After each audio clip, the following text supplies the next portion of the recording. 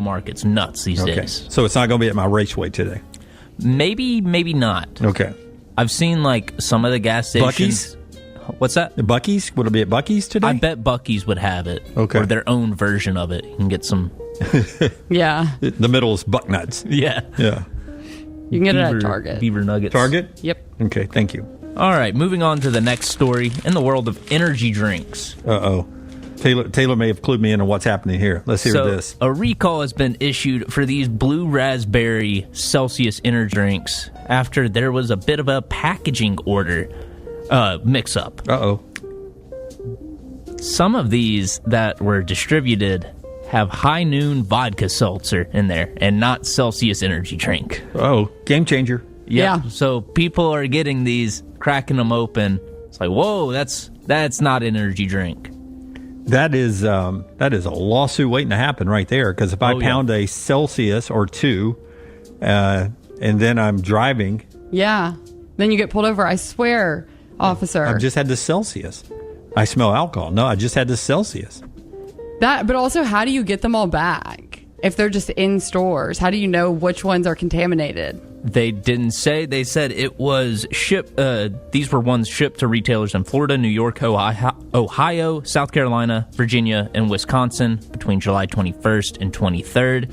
And it's only this sparkling blue raz Astro Vibe with a silver top. Okay. So I guess instead of a black ring right here, you got a silver ring. And that's how you know you should probably check to make sure you don't have vodka in your energy drink. Yeah, that's now. See, I've never tasted a Celsius, so I wouldn't know what they're supposed to taste like. But if you drink Celsius, you probably can tell the difference, right? I mean, I feel like even if you don't, you would know the difference just because, like, this is blue raspberry flavor, not vodka flavor. Yeah. Well, thank you. Thank you, Todd. I would think you'd figure it out pretty quick. Yeah, well, High Noon doesn't taste like vodka to me. It tastes like citrus. High Noon. Yeah, it tastes like High Noon, whichever I haven't flavor had I High chose. Noon. Oh, they're Okay, then you shut your pie hole. I know what I'm talking about with High Noons. Oh, guys. Final story of the day. By the way, it's a shorter toss for you to hit your camera. Yeah, than Lance. yeah. Lance has a longer throw. When you hit yours dead on, don't flex like you've been flexing all week. You're crazy.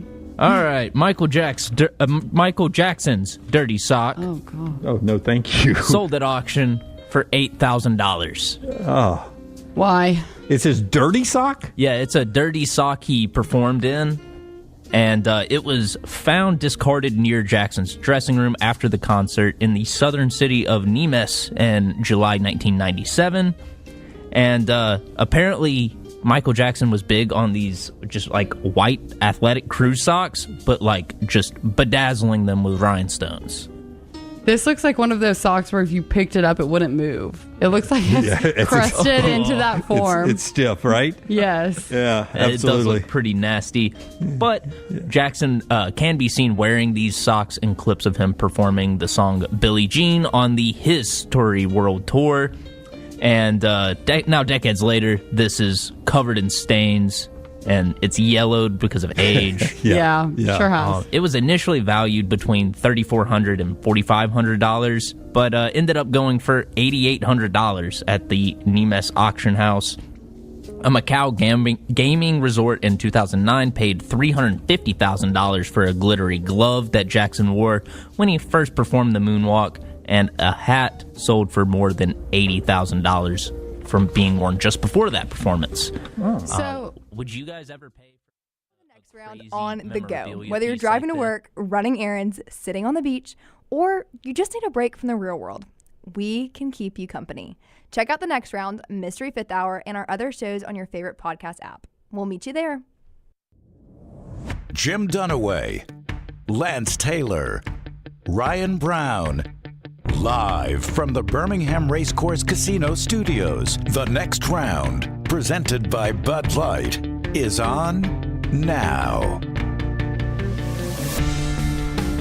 All right, live show now on a Friday as we get going again. This time, Emily Grace McWhorter Dunaway. is in with us. Finally, not on campus I after know. Tuscaloosa, Auburn, Tuscaloosa. It's nice to be back with you in person. I feel like I'm talking to you through a screen, and to be able just to be so close, it's nice. I have a new appreciation for this place. I know. We should have put you in a car. Thank you to Taylor Korn, who was with us all week long. The guys are on vacation, well-deserved vacation for Brownie and LT. They're back on Monday, but EG is with us here. A little bit later on, what EG's plans are for the weekend. Yes. Pretty big weekend for EG coming up. Fun. She'll tell you what's happening in a minute. We'll also get to camp news. She's been at both camps, so she's got some intel for us both. But we start off, as we always do, talking about the last thing we saw during football season, which started last night. Little exhibition football. Yeah. Scores don't matter unless you're at lanceslock.com and you decide to play a game. Then it matters to you. You can win some money with lanceslock.com during the football season, but especially in the preseason. He's pretty good about that. Thank you, Tyler. There's Tyler, everybody. Messenger. I love that. Good up, Tyler. The takeaway from me last night were three things. Let's hear them. So we'll start local first. Keandre Lambert-Smith looked the part. Now, I know it's backups against backups, but he looked the part last night. You want that for the rookies, and this is an opportunity for a lot of teams to see those guys. You're not going to see, at least in the Lions case, you're not going to see starters, right? And so I think if you're an Auburn fan, you may not be surprised at this, because I always felt like when he joined that roster and getting to see him in practice and how he carried himself, this is not a surprise. And it was really impressive. Yeah. It was really impressive. You and Taylor always told me after you were at games that, with all the Cam Coleman hype and everything, you guys thought he was the most consistent receiver. Absolutely. And I think that comes from experience, of course, but I think just his approach, and like I said, it's almost the intangibles that he has. And that was made clear to me off the field. Right. Yeah. 43 yards receiving, a touchdown. He got targeted twice. He caught both of them. And that gets me to my other point, was Trey Lance, who was a former first-round draft pick, didn't work out at San Francisco, never has looked really good in an NFL. Again, it's backups. It's the first exhibition game, first of 4 for those teams last night playing in the Hall of Fame Classic. But Trey Lance looked calm, cool, looked the part, 13 of 20 throwing, 120 yards, 2 touchdowns.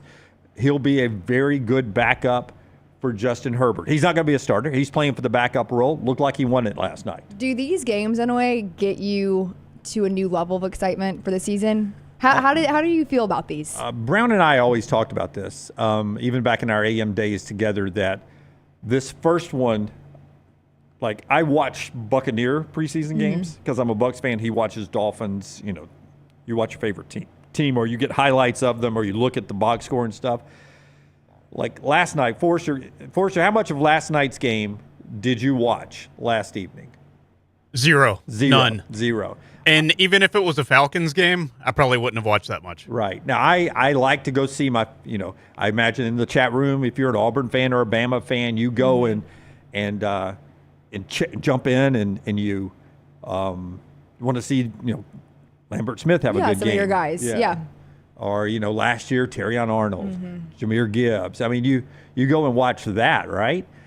But it's pretty boring to me. I don't gamble on preseason games. If you got money on it, I don't know how you figure that out, but Lance is usually pretty good at figuring it out.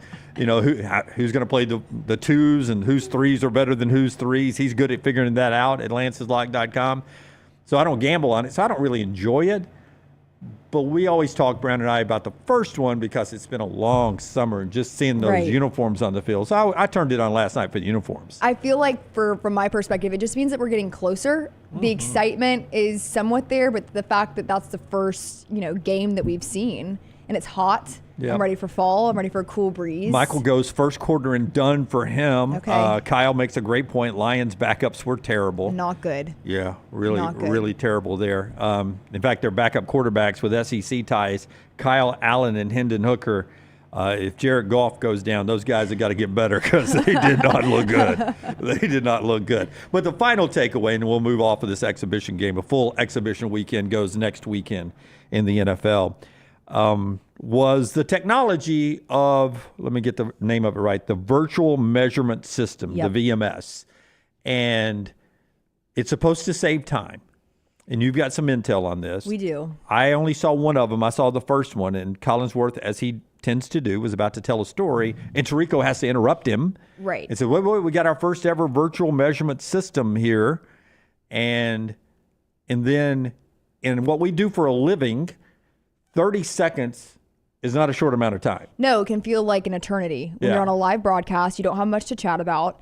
And so the purpose of this system is to improve the time, like you mentioned, after the official has spotted the ball. So they want to manually, instead of manually measuring whether the 10 yards have been met, the chain crew will remain on the field in a secondary capacity. But what's interesting about that, so it's 8 4K cameras. That's right. So I would imagine 4 on each side or 3 on each side and 2 at the end. I kind of like the 2 on the end. I don't know. Yeah. So my first thought was naturally what happens when one of the 8 cameras goes out? Well, you have the typical chain gang that will come out. So those guys didn't lose their job. No, because, AI these days, guys, you need to have a secondary backup. Hopefully we can't be replaced because we talk for a living. I so can be replaced. But you never know. You never know. And so with that being said, I do feel like based on what I've seen on social media, fans aren't loving this newfound development. I saw one tweet or post on X that said, I can't wait for my team's fate to be decided by a single pixel. Yeah. No, that's right, because it could be that close. It could be down to a pixel. A pixel. I would say this about watching it last night, and you can tell me what you thought of it, but for me, that 30 seconds of fill time for Tirico saying, okay, we're about to do this, felt really long. I know he saved about 40 to 45 seconds, but it felt a little long, and because nothing was happening. At least with the chain gang, you see them making that one little mark on the line. They're picking it up. They're running it out. They got to get the players out of the way. Right. I mean, there's stuff happening. There's a visual element to it. That's right. And there's a suspense inside the stadium when they pull the chain out. Oh, yeah. And you're like, oh, there's still some slack. Here we go. They didn't get it. Or, oh, no more slack. It's a first down. I mean, the anticipation in football is what makes it. Yeah, because, every play is its own entity, but then we have a time to react to the play. Think about the play. There's a huddle or at least a lineup. They get the signs. Then we get ready for the next play. There's drama built into every play in football, and I think that's why it resonates with us. Like in soccer, they love it all over the world, but it's a constant back and forth motion, right? Ice hockey, I love it in person. Not great on TV, but I love it in person. But if there's a flow to it, there's not that anticipation that you get every play like you do to me in football and a little bit in baseball. Yeah, I think too now it's being replaced by a graphic. I don't personally love the graphic. We were joking before the show started that it looks like a AI football game or some, as you said, bad video game. That's right. So I can't imagine as a fan being there, instead of watching on the field, you're now looking up at the Jumbotron to see.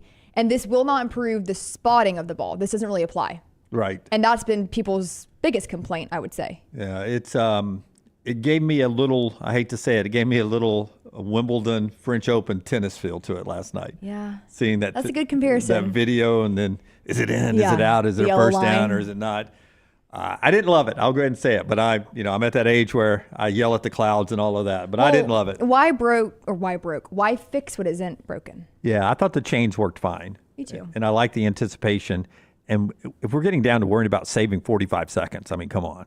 Cut a commercial. Yeah. They won't do that. I don't want to cut a commercial because they need to pay for the bill. I don't want my price to go up. But let's don't rush through life. 45 seconds is okay. If we get three of those 3 extra minutes at the stadium, it's okay. Let's all slow down. It's okay. We don't need to beat the traffic. Sit in your seat. Yeah, it's Take okay. it all in. It's all okay. By the way, Bobby in the chat room over there is saying that I don't want to say it because, dang it, I'm already into it now. Yeah, you're in. I don't know where this is going either. I'll put it this way. He's excited about the Braves Bristol game happening this weekend. You're going, right? Yeah, can we go and share? Yeah. I'm going. Yeah. I'm going to the game with my family. I'm very excited. It's going to be a different experience. And quite frankly, Dunaway, I don't really know what to expect. We've seen some photos of the field, but a lot of tickets have been sold. There's a pregame concert. And who's a pregame concert? Tim McGraw. Tim freaking McGraw? I think so. Hold on. Let me confirm. That was communicated from my dad. He could be wrong on that. Yeah. But I'm pretty sure it's Tim McGraw. Well, you have Morgan jumping in, go Reds. I saw who's throwing out the first pitches. Do you know who that is? Okay, for the Reds, from my generation, the great Johnny Bench is throwing out the first pitch there. And then the Braves, the great Chipper Jones, throwing out the first pitch. Nice. So Braves Reds, there's the setup over there. 85,000 tickets sold. Yep. It's going to break the 1950-something record in Cleveland of 84,500 and something. So you'll be part of history. I'll be a part of history. And again, like I said, I don't know what to expect from a game day experience in terms of what elements they're bringing, in terms of maybe some different concessions, like merchandise. I'm excited for those elements as well, because if you're a Braves fan or if you're just, in this region, the Braves are not playing particularly well. So I'm trying to find joy in the other things. You know what I mean? Oh, yeah. And this is history. And just as Taylor and I talked earlier this week about this when we saw the field for the first time, when there's 85,000 Americans together. Oh, it's no matter what you're doing, whether it's a concert. I didn't know there was a concert. So Tim McGraw there to go. That's 85,000 people at a concert, unbelievable. One of my favorite things, actually going off that, I keep a list on my Google Docs. Maybe you should do this. I don't know. A list of things that make me happy. It's a continuous list that I add to. But one of the things that make me happy, and we experience this in sports, is a crowd of people all excited to be there, sharing an experience. Oh, me too. It's like nothing else. Yeah, that's why I love music festivals. Yeah. Multiple stages and big crowds. Yeah. And state fairs, smaller thing, but back in the day when state fairs were a thing, it was always fun because it was just the community getting together. Shared excitement and shared purpose. It's going to be really fun. And someone asked where my seats are. I'm actually not sure because I was curious as well what the sightlines will be. So I don't know where, but I'll definitely have some photos on social media. We're going to head out tomorrow morning, actually. So I'm going to drive back to Atlanta tonight and then leave my family. My brother's going, my parents, and we're going to have a good time. Do you want me to bring you back anything, by the way? I know. No, just yourself. Myself. Yeah, just yourself. Just you come back. Okay. That's a good starting point for me this week. That is a good starting point. Yeah. I would say this: enjoy yourself. Tell everybody where they can follow you on social media. Yeah. So that they can follow along with you because you'll do a good job there posting that stuff. And so you can also same place get camp updates and of course. Game updates not only on our platforms at Next Round Live. She puts a lot of stuff on her own platforms, and it's always good stuff. So it's at MEG_sports. That's what I went by in college. A little, history. MEG was the go-to name. I thought it's pretty fun, and that is also my Instagram is MEG. So if you guys want to follow along there, you can see my camp breakdowns as well as follow along for Bristol this weekend. Yeah, and some of you are in the chat room that saw our announcement with Taylor at the end of the show yesterday. You can reach out on her social media. She'd love to hear from you today. And she's sent word already this morning that she is watching. And so hello to Taylor this morning. Congratulations to her. All right, let's jump into everything else going on in the sports world, including who's bringing you the first part of our show. That's our friends at Central State Bank. If you're looking for a bank that truly gets you, 6 locations in Shelby County, 1 in Alexander City. Central State Bank offers products and services designed to meet a wide range of individual and commercial needs because no two needs are the same. With over 100 years of service, Central State Bank is proud to be large enough to serve you but small enough to know you, rooted in the community, driven by relationship, great for mortgages too. That's Central State Bank, member FDIC, equal housing lender. You can go see our show yesterday with Brandon Marcello on the show. Brandon Marcello, fantastic guest always. And he dropped in. How did he phrase it, Forrester, yesterday? How did he phrase it about the number of SEC coaches who could... I believe he said he could see as many as 5 getting fired after this season. As many as 5. I think he used the old phrase, get the boot, which may date Brandon and me a little bit. The boot's an old saying, but as many as 5 SEC coaches that could get the boot. Just for reference, last year, 0 coaches got the boot. Everybody's back this year. So I asked you before the show, I have not seen your list yet on your dry erase board. Can you, using Brandon's model of 5, give me the 5 you think most likely, if 5 get the boot, which 5 do you think it would be? So these are not in any particular order, right? We both agreed. And again, you're not saying that you think these people will be fired. You're just going by, if Brandon Marcello is correct and 5 guys get fired, we're trying to connect the dots on who the 5 he's talking about could be. Unveiling now. God, your penmanship. Mark Stoops, Hugh Freeze, not in any particular order. Yep. Brian Kelly, Billy Napier, Sam Pittman. As you would imagine, a lot of the same. Let's see it. I go with Sam Pittman, Mark Stoops, Brian Kelly, Hugh Freeze, Jeff Lebby. Let's talk about this. Yes. Let's talk about this. Now, I like me some Jeff Lebby, but there's a chance it's going to be really, really, really, really, really bad again. Is he not given more time, more of a leash? Probably. But they're hungry. They are. And unless they take a step forward, they may see if there's somebody else they can go get. Now, So we'll see. I liked what he had to say at SEC Media Days. I thought that his approach of what the culture of Mississippi State needs to be. Okay, now I missed this. So Okay, tell me, for those of us that may yeah. not have seen that, tell me about Lebby, because we have a lot of audience in that part of Mississippi. Yeah, and you may not be familiar, too, because I don't typically consume a lot of Mississippi State content, if you will. So one thing that he was talking about is having to build a culture at Mississippi State that is to the standard that it needs to be. And when he was asked a few questions about that, he was very transparent and, some things that need to be more on par with other SEC schools. But his approach was very sound. And the guys that they brought in, as well as, the returners, there's a shared goal and shared vision, while also acknowledging that last season they did fall short. So I liked what he had to say. And I think that considering the position that he was put in last season, I think he will receive a little more leash. And I'm intrigued to see what he does with that program in the next couple of years, if he sticks around. Here's why I put Jeff Lebby on this list. Okay. And it's a very psychological, mental thing.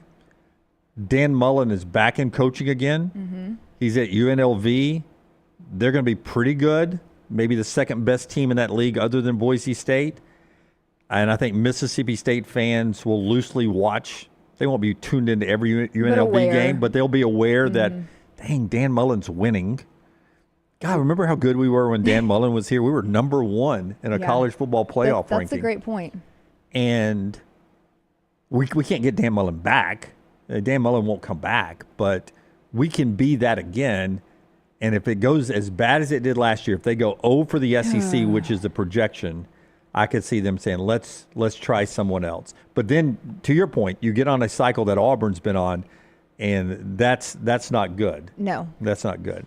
I have Billy Napier and you don't. And I don't. think There's a reason why. there's a reason why. I still included him on this because from my perspective, I still feel like that pressure is on him. Oh, there's no doubt. Last season, based on the way that they finished on that 4-game winning streak and how they attacked that schedule, this season they still have one of the toughest schedules in all of college football.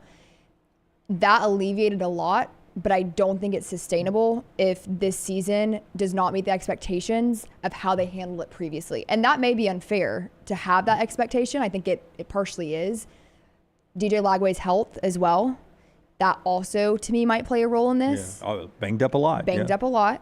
So I have Billy Napier instead of Jeff Lebby. But then the other ones, we are pretty spot on. Spot on. Yeah. Brian Kelly might be number one for me. Yeah, because maybe 10 wins.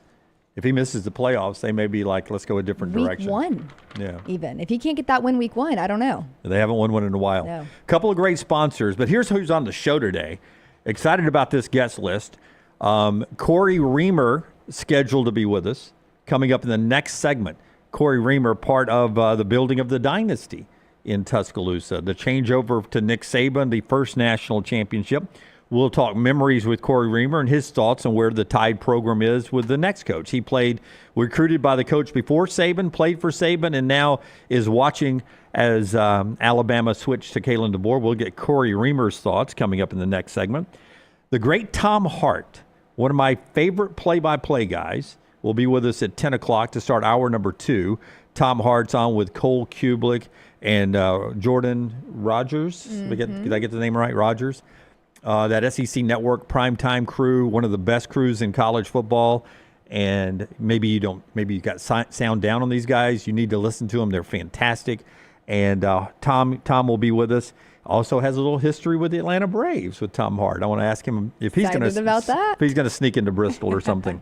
And then the great Nick Kelly joins us at 10:30. He is our ace of diamonds. Yeah, our ace of diamonds. He's the guy that a lot of people around the Alabama program, and I won't name their names, but people inside the Alabama football building call Nick Kelly this generation's Cecil Hurt, following in Cecil's path as a trusted voice in Alabama athletics. So Nick Kelly joins us at 10:30 coming up on the show. And maybe there's an outside chance. We were texting last night that Drew Nix of the Red Clay Strays could join the show in the final, not in studio, they were out on tour, could join the show in the final hour. We'll wait and see if that happens. As a rock star, I'm sure he's not up yet. But the show's being brought to you by a little camp update, and then we'll get to Cory coming up. Show being brought to you today in part by our friends at Bojangles. They've got 7 sauces that will definitely add a little extra flavor to every bite you get for lunch or dinner today. From sweet to heat, nothing pairs better with Bojangles hand-breaded tenders than these great sauces like honey mustard, barbecue, creamy buffalo, peach honey pepper, house-made ranch, and so much more. Hand-breaded tenders with your favorite sauce. It's Bo time. And our buddy Alexander Shunnarah, trial attorneys. That whole guest list is on the Alexander Shunnarah trial attorney hotline. And it's a national firm with southern roots, headquartered right here in Birmingham. In 24 years, the firm has grown to over 150 lawyers, elite trial lawyers who have recovered over $2 billion while maintaining Alexander's core values. Those core values: integrity, mastery, passion, and success. If you find yourself in need of a lawyer, call Alexander Shunnarah Trial Attorneys. You pay nothing unless they win your case. All right, let's see. You're at camp. Let's go Auburn first. Give me cut number 4, Hugh Freeze, Tyler, if you will. This is Hugh when you were down there. In fact, this, I think, was your question, or your question was about this. Here's Hugh Freeze on being expectant. Here's the Auburn coach. I go away, as most of you know, and spend a little time in this cabin in the mountains that I've done for a long time, and just I think through, all right, what am I going to teach this year? What are the themes each week? What is the overriding word? That's the word I came up with, and I think everybody's kind of following that lead, and we are expectant. We're expecting of being a really good football team that competes in every single game and has a chance to win every game, and hopefully we're better in those critical moments, and we flip some of those close losses into wins, and we're expecting of that, and hopefully our kids are following that. And I'm teaching a proverb a day: keep stupid away during camp, and hopefully that impacts all of us also in life and in football. But the overriding theme is expectant, so I'm glad the kids are listening and they feel the same. Keep stupid away. It's not easy for me to do in my life. You were there in the room when this was being talked about. You've seen the players. You've seen camp. What do you think about expectant? Yeah, so Hugh Freeze mentioned it. Each year he goes away, has a theme word. And to me, this wasn't anything I haven't already heard.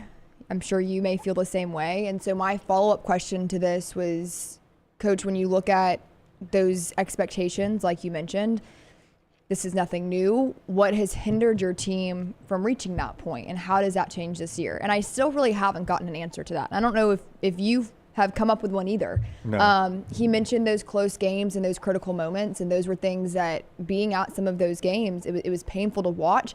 And honestly, the expectancy was Auburn was going to find a way to lose this game. Yeah. Late turnover, major late penalty, missed field goal. It wasn't the expectation for me was, how is Auburn going to find a way to lose instead of find a way to win? And there was some clock management things that came into play, but I do think that this team is excited to be there. I think that their roster has a lot of talent, but I'm still waiting to be convinced that they can put it all together under Coach Freeze. So we'll see what happens as Auburn camp continues. Meanwhile, at Tuscaloosa camp, you were there yesterday. We'll talk later in the show about what Ryann Grubb said about the starting quarterback competition and everything, but I wanted you to hear Jeremy Bernard here. He gets asked about the defensive back room, and it's one I know you're really high on. Here's what the wide receiver, the guy who's got to beat those guys in practice, said about this. The best defensive back room in the country. So going against the best every single day, you have to find new ways to get open, new schemes. So, I mean, it's been great. I mean, we've been competing for, 2 years now with some of them, and some of the new additions like Cam and all the other guys. It's been great, just hearing their perspective on things and them asking me questions about different things. So we're just trying to get each other better. First, this guy's turned into such a leader, I think. Yes, absolutely. We actually did an interview with him, now a couple months ago. You guys can go check that out. But definitely stepped into more of a leadership role, a lot more vocal on the team, and it's been good. More mature figure, I would say, to a lot of those guys and in that wide receiver room. As far as the DBs, Dunaway, you said it, I'm very high on this room. I would argue that this is the most talented room that Alabama has. They've got speed and size. And depth. Mm-hmm, and depth. Yeah. Hugh Freeze put it a different way a couple days ago. He did. But they do have that length and everything else that goes with that, and a little speed as well. Yes. In that Alabama DB room. So Tide camp, all and Auburn camps, and everyone around the SEC continuing. We'll talk about Cory Reamer. He'll remember his camp days when he joins us on the next segment as we talk a little SEC football and down memory lane with Cory Reamer, a guy who is still very close to the Alabama program. Coming up on the other side, Tom Hart in about 30 minutes. The show being brought to you by our friends at A+. If you're tired of that old outdated bathroom or kitchen like Lance and Ryan were, you can call Brad Bell with A+ Tile Home Remodeling. You can see everything Brad has to offer online at alabamabathremodels.com. Higher quality, custom features, and lower prices. Call Brad at A+ today, 205-422-1758, 205-422-1758. That's his cell number. They're now serving not just Birmingham, but Huntsville and Mobile as well. It's alabamabathremodels.com. Follow Brownie on Twitter and Instagram at ryanbrownlive.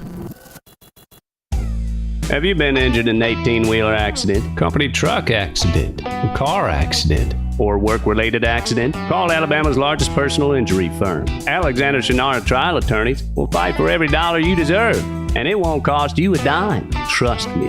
What do you say, man? Call me, Alabama. Call 659-777-7777 or go to Shunnarah.com. No representation made that the legal services provided are better than legal services provided by other attorneys.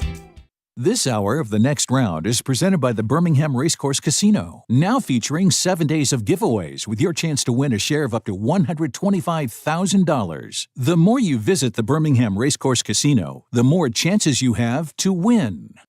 No matter the occasion, the Next Round store has you covered with whatever you need. Head over to nextround.store and start filling your cart up now. When you wear your gear, make sure to let us know by posting on socials, and you might just end up seeing yourself during a commercial break. Go browse now at nextround.store and place your order before the break ends. Hey, Lance Taylor from the Next Round to tell you about my friends at Michelson Laser Vision, located conveniently UAB Highlands. Almost 20 years ago, I went in for the procedure. Only took 12 minutes for both eyes. When I went in, I had 20/200 vision. I was legally blind. Now I have 20/15 vision, still 19 years later. Make the call today. Schedule a hassle-free consultation. 969-8100. Dr. Mark Michelson, Dr. Jen Michelson, Michelson Laser Vision. Make sure you tell them the Next Round sent you. 969-8100 or MichelsonLaserVision.com. Hey, Lance Taylor from the Next Round to tell you about one of our favorite places for breakfast, lunch, and dinner. That is Hamburger Heaven since 1982. Hamburger Heaven has been serving Birmingham's best hamburgers, cheeseburgers, French fries, hand-spun milkshakes, and sandwiches made fresh to order. All of their ingredients are fresh and prepared daily. This includes their beef, always fresh, never frozen, hand-pattied each and every day. For breakfast, lunch, or dinner, visit any of the 4 locations, Highway 280, Irondale, Gardendale, and Homewood. Hey, for all of your IT and printing needs, reach out to our friends at Xerox Business Solutions. Look, I'm still one of those old school guys. I print my notes every single day for the show. If you watch the show here on the Next Round, you see all the notes in front of me. From day one, Xerox Business Solutions, they've been with us here at the Next Round. Local for over 45 years. For all of your IT and printing needs, visit XeroxBusinessSolutions.com or call 205-969-3000. That's 205-969-3000. Looking to expand your business? Let the Next Round help you. Contact us, sales@nextroundlive.com, and be part of the team. Advertise your product to hundreds of thousands of potential customers on our ever-expanding platforms. The Next Round can take your business to the next level. Join our existing partners in the fastest-growing media space, both live and on demand, while reaching the most desirable audience for your business. Get more information by emailing sales@nextroundlive.com, and one of our team members will work with you to build a plan to take your business to the next level using the Next Round. Hey, there's nothing worse than waking up to a plumbing problem. Don't get caught in a flooded house. Call the guys at Hemp Hill Services. Adam, Chad, and the team at Hemp Hill are the only ones I trust to fix it and fix it right the first time. Hemp Hill Services does it right and always at a fair price. For all of your plumbing, cooling, and heating needs, trust the name that Birmingham has trusted since 1954. That is Hemp Hill Services. Call now, 205-229-2090. That's 205-229-2090. It's bow time. Tired of choosing between sweet and savory? Why not have both?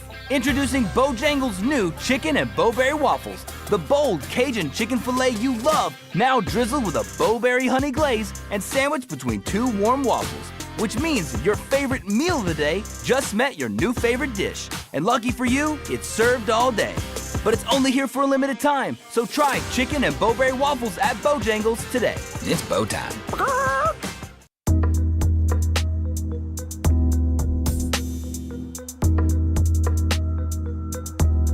Cory Reamer's about to jump on the show with us. I don't want to tell Cory how to run his life, but if I was Cory, I'd be talking to my buddy Daniel A. Moore about going back into old tapes and painting a painting of a great Cory Reamer play. And I'm sure Cory's got one of these because he grew up in the area.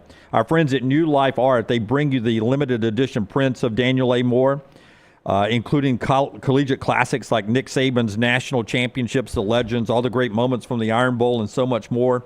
You can see them all online at danielmooreart.com, danielmooreart.com. Cory Reamer with us. Cory, are you a part of a Daniel A. Moore painting at all? Man, hey guys, good morning. Can y'all hear me? Yeah. You sound fantastic. All right, good. It's a funny story. Daniel Moore's here in Hoover, and his studio was over by where my grandmother used to work for a long time, and my accountant, his office was over there too. And there really wasn't, I did the most with what I had at my time at Alabama, but there wasn't a ton of memorable plays where I could be the sole focus of a Daniel Moore print.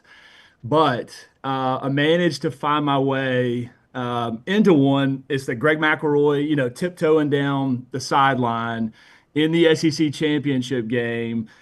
He managed to stick me in the background standing next to Coach Saban on the sideline. So that's about as relevant of a Daniel Moore moment as I got. Do you have that painting? Do you have it? I do. So, with that, you signed a bunch of them for when he commissions those paintings. You go in and you sign a bunch of them for a certain number of the first 1,000 paintings or whatever.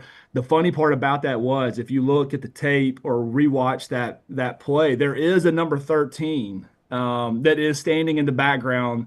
It is very fitting, but unfortunately it was actually Rob Ezel. We're showing it in real life. It was Rob Ezel. We're showing it on the air right now, so we see that right there. So yeah. he booted Ezel and put you in. He booted Ezel. Gave me a little bit of get to stay in the history books a little bit in his paintings. I was really grateful for him for allowing me to be a part of it, because the other one that got me upset was the one that I wanted to be in was the Terrence Cody Tennessee Rocky Block, and the way that he painted that picture, it cut off the guys that were on the edge of the defense, and it really just kind of centered in to where Julio and Rolando and all those guys, like right up the middle where the kick was actually blocked. And so we got cut off. Even though we were on the field for that play, we were not included in the painting. So, it is what it is. I'm sure there's reasons for it, but I've got both of those, and I just tell my kids, hey, I was right here. So we don't see you. It's like, well, I promise I was right there on the edge. So That's great. Cory, thank you for being us this morning. And I'm curious, this time of year, fall camp comes around. You experienced fall camp in Tuscaloosa. Does your body at times still feel like you should be on the field, or you have to be somewhere super early right now? no, I walk outside, you see me in my, corporate attire now, button ups and going to work every single day. And you walk out of my house and just feel that heat wave and thank the Lord every day that I don't have to go through it again. It was probably a little bit different after you're coming off of summers of running, 32 110s. You're in shape. You don't feel the heat. Cochran's running around screaming at you. We don't even say the word hot in Tuscaloosa. A little bit different mindset there, but I heard y'all talking earlier, the game that was on last night, while, it's not interesting, but it did bring some feelings back for, okay, it's time. Here we go. First game's on. It's football season. You see all the news coming out of camp. Those guys are just dripping wet, just soaking wet sweat. Your cleats are just all the feelings that you had like going through camp of like, you can't ever get your shoes to be completely dry by the time the next practice goes because they're so wet from the practice before. Your shoulder pads just stay wet for 3 weeks as you're going through camp. So all those memories come flooding back, but there's no part, not an ounce of my body that wishes that I was putting a helmet on and going through two-a-days, which has changed a whole lot the way that they do it these days. Yeah. But no, I'm perfectly happy sitting in the air conditioning at this moment in time. So you went through a time of transition in Tuscaloosa from Mike Shula to Nick Saban, and this program now is kind of on the other side of doing that. What was that like for you? And if you kind of had to give some advice to some of those players now in year 2 under Kalen DeBoer, what would that be? Yeah, I think the transition from Coach Shula, obviously it's a very different transition. When we were going through it, there was a moment in time of like, we didn't know who the coach was. Obviously, everybody remembers the Rich Rodriguez rumors that were going around. You're just going, the staff that was still in place as we awaited for the next coach to be hired, trying to keep things as normal, going through workouts. You come in after you've been through a workout, turn on ESPN in the locker room, and you're just waiting to see if there's any news of a new coach that's been hired. It was for these. I do think that there is a lot of similarities to from Coach DeBoer's standpoint and Coach Saban. As you come in at the time of the year when recruiting has already kind of been wrapped up. It's not a lot of time to get on the road, try to get some players in. Both those coaches went through the same thing. You kind of inherit a roster a little bit, and you just start immediately trying to install your system, getting ready for a season. And Coach Saban's first year, we go 7-6, had a lot of ball games that were really, I don't think we had any of our losses in that first year in 2007 that were greater than a touchdown. We were in every single ball game.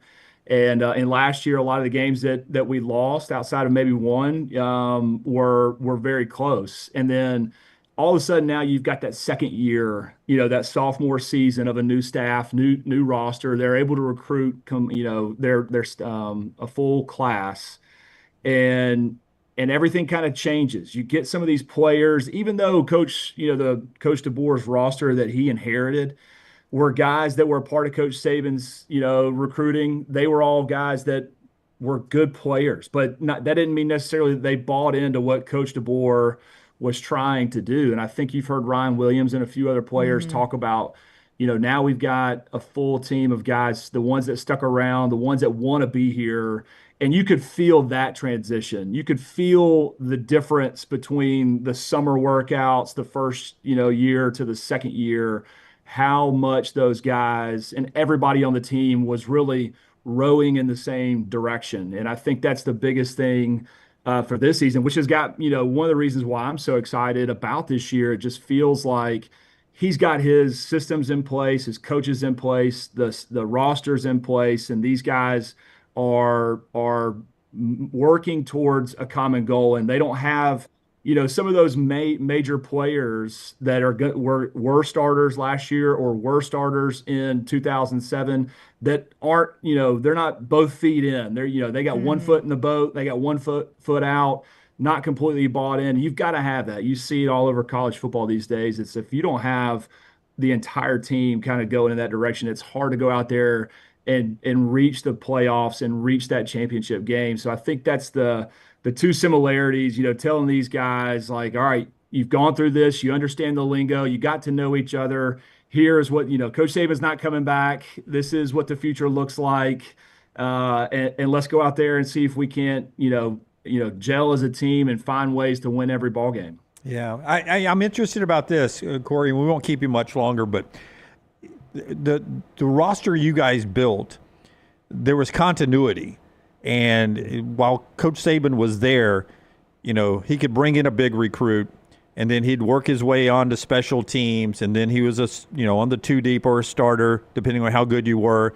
But there was a process on getting onto the field and playing, and there was holdover year to year to year in the roster. That's the way it used to be. How difficult do you think it is now to build the rosters if you're a coach or even as a teammate, to where you don't know who's on your roster next year? You can have 40 new guys at the best programs in the country that you didn't play with last year. How difficult do you think that is to build a team?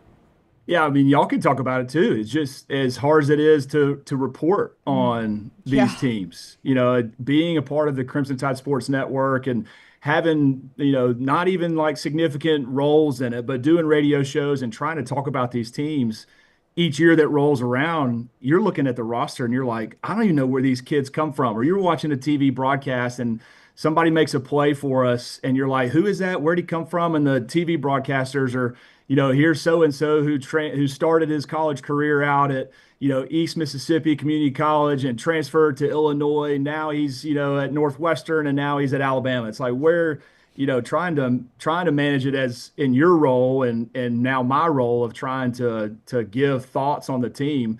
It's extremely difficult. And then for a player, as a team, there's so much that goes into those moments that nobody sees. As soon as the season's over with, until the next season starts, building those relationships and getting to know each other and kind of understanding what, once one season ends, you really got a pretty good idea of what the next season already kind of looks like from a roster standpoint, because the same guys are there. Who's stepping into those roles. The freshmen that have obviously contributed.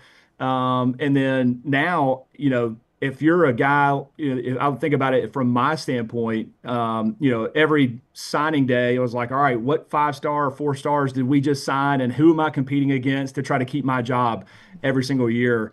You kind of knew that, but then now you add in this transfer portal where you see who we sign, but then somebody comes in, later in the year and they've got a couple months to try to figure it out. That was always my advantage of I knew this defense about as well as anybody else, and it was going to I knew how difficult it was to learn it. That was the upside for me with Coach Saban. Let's make this defense more complex. Let's make it even harder for anybody to come in and understand. So it gives me a whole lot better shot at keeping my spot on the field. I wanted to be as hard as possible to understand so I could be the one out there telling guys where to line up, where to go, and how it all works. So I can't imagine from a coach's standpoint trying to, get all these different personalities. A lot of our guys were also, from the South. We didn't have a ton of guys that were from a lot of different parts of the country. So a lot of the same values that you grew up with and family dynamics. It's just it's a whole different world. But everybody's got to adjust. You got to go out there and figure out how to make it work because the season starts whether you're ready for it or not. You mentioned a complex defense. I'm curious, what are your thoughts on the Storm defense? Would you have wanted to play that scheme when you were a linebacker? Yeah, I mean, so the deal for me, I loved when we used to face the pro style offenses. Let's line up under center. We got 2 backs and a tight end, and we're going to run it. And you got to stop us on the run, first and second down. That's the only time that I was on the field. So if we go as soon as 2009 and 2010 kind of came around where there was a lot more spread and everybody was adopting to putting, 3 or 4 wide receivers out there on first and second down, you're playing nickel and dime defenses for all 3 downs. that removed me from the field. It was just like in the Texas game, Colt McCoy goes down early. Well, the game plan was I'm going to play 90% of the plays as long as Colt McCoy's out there. And then Garrett Gilbert comes in and the offense completely changes. You got 3 receivers and 4 receivers on there constantly, and we're in dime package, and I'm over there watching from the sideline. So I don't want to play in any defenses that are right there. I wish I'd have played about 15 years earlier than I did, so we could have 3 or 4 linebackers at all times. Well, Cory, we appreciate your time. Thank you for joining us and talking a little bit about your experience, and we look forward to seeing your involvement this fall. Hey, looking forward to it. Appreciate y'all having me. Man, you're the best, Cory, man. Thank you very much. I can't wait to McElroy gives you a hard time about having his painting on your wall. That'll be good. I know. Unfortunately, it had to be Greg. That's the one that's the sole focus of the one that I'm in, too. Yeah. It couldn't have been a defensive guy. I got to be lumped in with offense. Yeah. By the way, love you guys. Looking forward to seeing y'all this fall. You too. That was McElroy's most athletic play in his career, by the way. There's no doubt. Yeah, I mean, unfortunately, and he's got a painting to remind everybody just how athletic he was. See you, buddy. Talk to you later. Cory Reamer on the Alexander Shunnarah Trial Attorney Hotline. Guys, it's football season. Started last night. It's time to thank the wife, thank the girlfriend for a great summer with a trip to the Woodhouse Day Spa. Get that gift certificate. It's near our studio at the Summit here in Birmingham. They've also got great locations in Atlanta, up in Franklin, Nashville, all over the Southeast. But our Woodhouse is right here near our studio in the Summit. Unbelievable treatment where you can relax, restore, and revive with everything from a massage to facials and nails and waxing. Go ahead and buy the full package for that special someone in your life. See everything online at woodhousespas.com, woodhousespas.com. Couple of things before we get to the viewing menu in college football. Yesterday, 5-star edge rusher down at St. Paul, A.J. McCarron's high school down in Mobile, long-time Alabama lean, according to the recruiting sources, ended up picking Oregon. Anthony Tank Jones goes to Oregon. One of the reasons he said, interesting question you just asked Cory about the swarm defense. One of the things Anthony Tank Jones said in his post-announcement conference with the media was, had built a great relationship with Coach Lanning, and I really enjoy their pro-style defense. Yeah, I'm surprised that we haven't heard more of that in a way, because I think that from what I've gathered about Kane Wommack's style of defense, once the players learn it, it's really fun to play in, and they do enjoy it. But there's so many nuances to it, and it's not something that a lot of players are coming out of high school with a lot of familiarity in. So you're expecting a little bit of a drop in production and knowledge entering a freshman season if you're on a defense. And so I was surprised that he put words to it, but when you look at kind of the reasoning behind it, makes sense. From what I'm told by people who follow some of these recruitings, that's one of the things that a person like Dan Lanning or Kirby Smart is selling against Alabama. Yeah. If there's a 5-star, 4-star big defensive recruit, they are selling Lanning and Kirby with their history in this part of the country. Our style is the style you're going to play in the NFL. It's going to fit you. It's an NFL style. Come on. And they're looking for an edge. Yeah. And that's a natural edge that they can give. Yeah. Whether it's true or not, whether it works out that way or not for you, they're trying to sell against Kane Wommack on the recruiting trail with this is more NFL. This is the way you need to play the game to showcase your talent. Which is interesting because Ryann Grubb's approach, after hearing from Jeremy Bernard especially, is that the offense is an NFL approach. Oh, 100%. And he brought so many elements from the NFL in that year he spent to Alabama this year. Yep. So it's both sides of the ball. It's interesting. Yeah, it's could always be a bag of lies or a bag of cash also. So it always works out good this day and age. One other thing in college football is what DeAndre Moore said yesterday. Tyler, if you can give me cut number 8. Forrester walked in with an exclamation point on this one. He said, did you hear what DeAndre Moore said at the Texas as their practice was starting? I said, I did not, Forrester. And then he said, well, listen to this. So we'll all listen to it together and give you a reaction to DeAndre Moore at Longhorns camp. What are the differences you noticed between Quinn Ewers and Arch Manning thus far?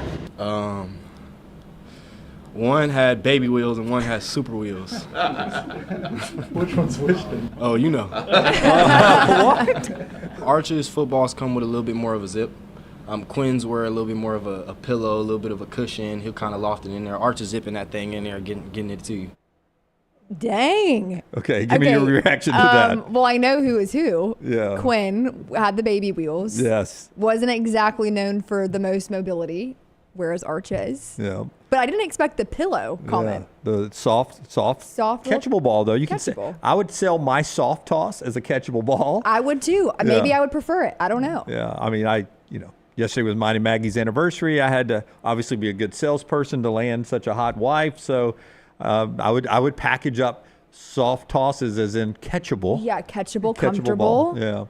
Yeah. The zipping of the ball. I mean, basically he's saying Arch Manning's arm strength is elite and Quinn's was not. And that Quinn was slow and Arch is not. Yeah. So good pull from Forrester there on that soundbite on these Texas players, man. They're all in on Arch Manning and what they have to do there. Good game last night in the NFL. You can get all of your plays right there at lanceslock.com, lanceslock.com. But hopefully you made it out to Twin Peaks last night to watch the game. One of our great sponsors at Twin Peaks. The best game at town is Twin Peaks, and you can watch all the great games there. But also you can do your fantasy football draft there. They love to do that. You can make reservations at Twin Peaks online for your fantasy football draft going to twinpeaksrestaurant.com. TwinPeaksRestaurant.com, a great place to watch the games with their made-from-scratch food menu, plus the ice-cold beers with the taps roll right around freezing all the time, the freezing line. Twin Peaks. Our local one is located in Hoover, just behind the Galleria. It's our friends at Twin Peaks, ready for your fantasy football draft. Super Bowl, end of the year. Haven't heard yet who's going to be the halftime entertainment performer this year. Betting odds. Justin Bieber? I did not see Justin Bieber at the top of the list. The top of the list was Jay-Z. Okay. Then Post Malone. That would be great. I like Post Malone. Yeah, Post Malone having country success right now, but he has a lot of pop hits as well, so he could check a lot of boxes. Bad Bunny, Miley Cyrus, Sabrina Carpenter, which, I enjoy her music, but the tone of her songs, I don't know if it would fit the halftime of the kids watching. Drake, Morgan Wallen, about middle of the pack there. Yeah. Morgan sells out stadiums by himself. I can't imagine. I mean, I'm right about this, EG? The artists do this for free, I believe. I didn't realize that. I think. Is it just about that the correct, exposure? Tyler?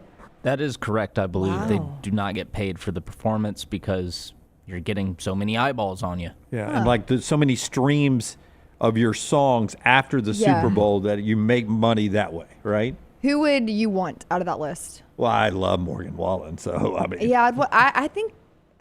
Miley Cyrus could be fun. I know that's weird for a dude to say. No, Miley Cyrus could be good. She's entertaining. I like Post Malone. I saw him in concert in Atlanta.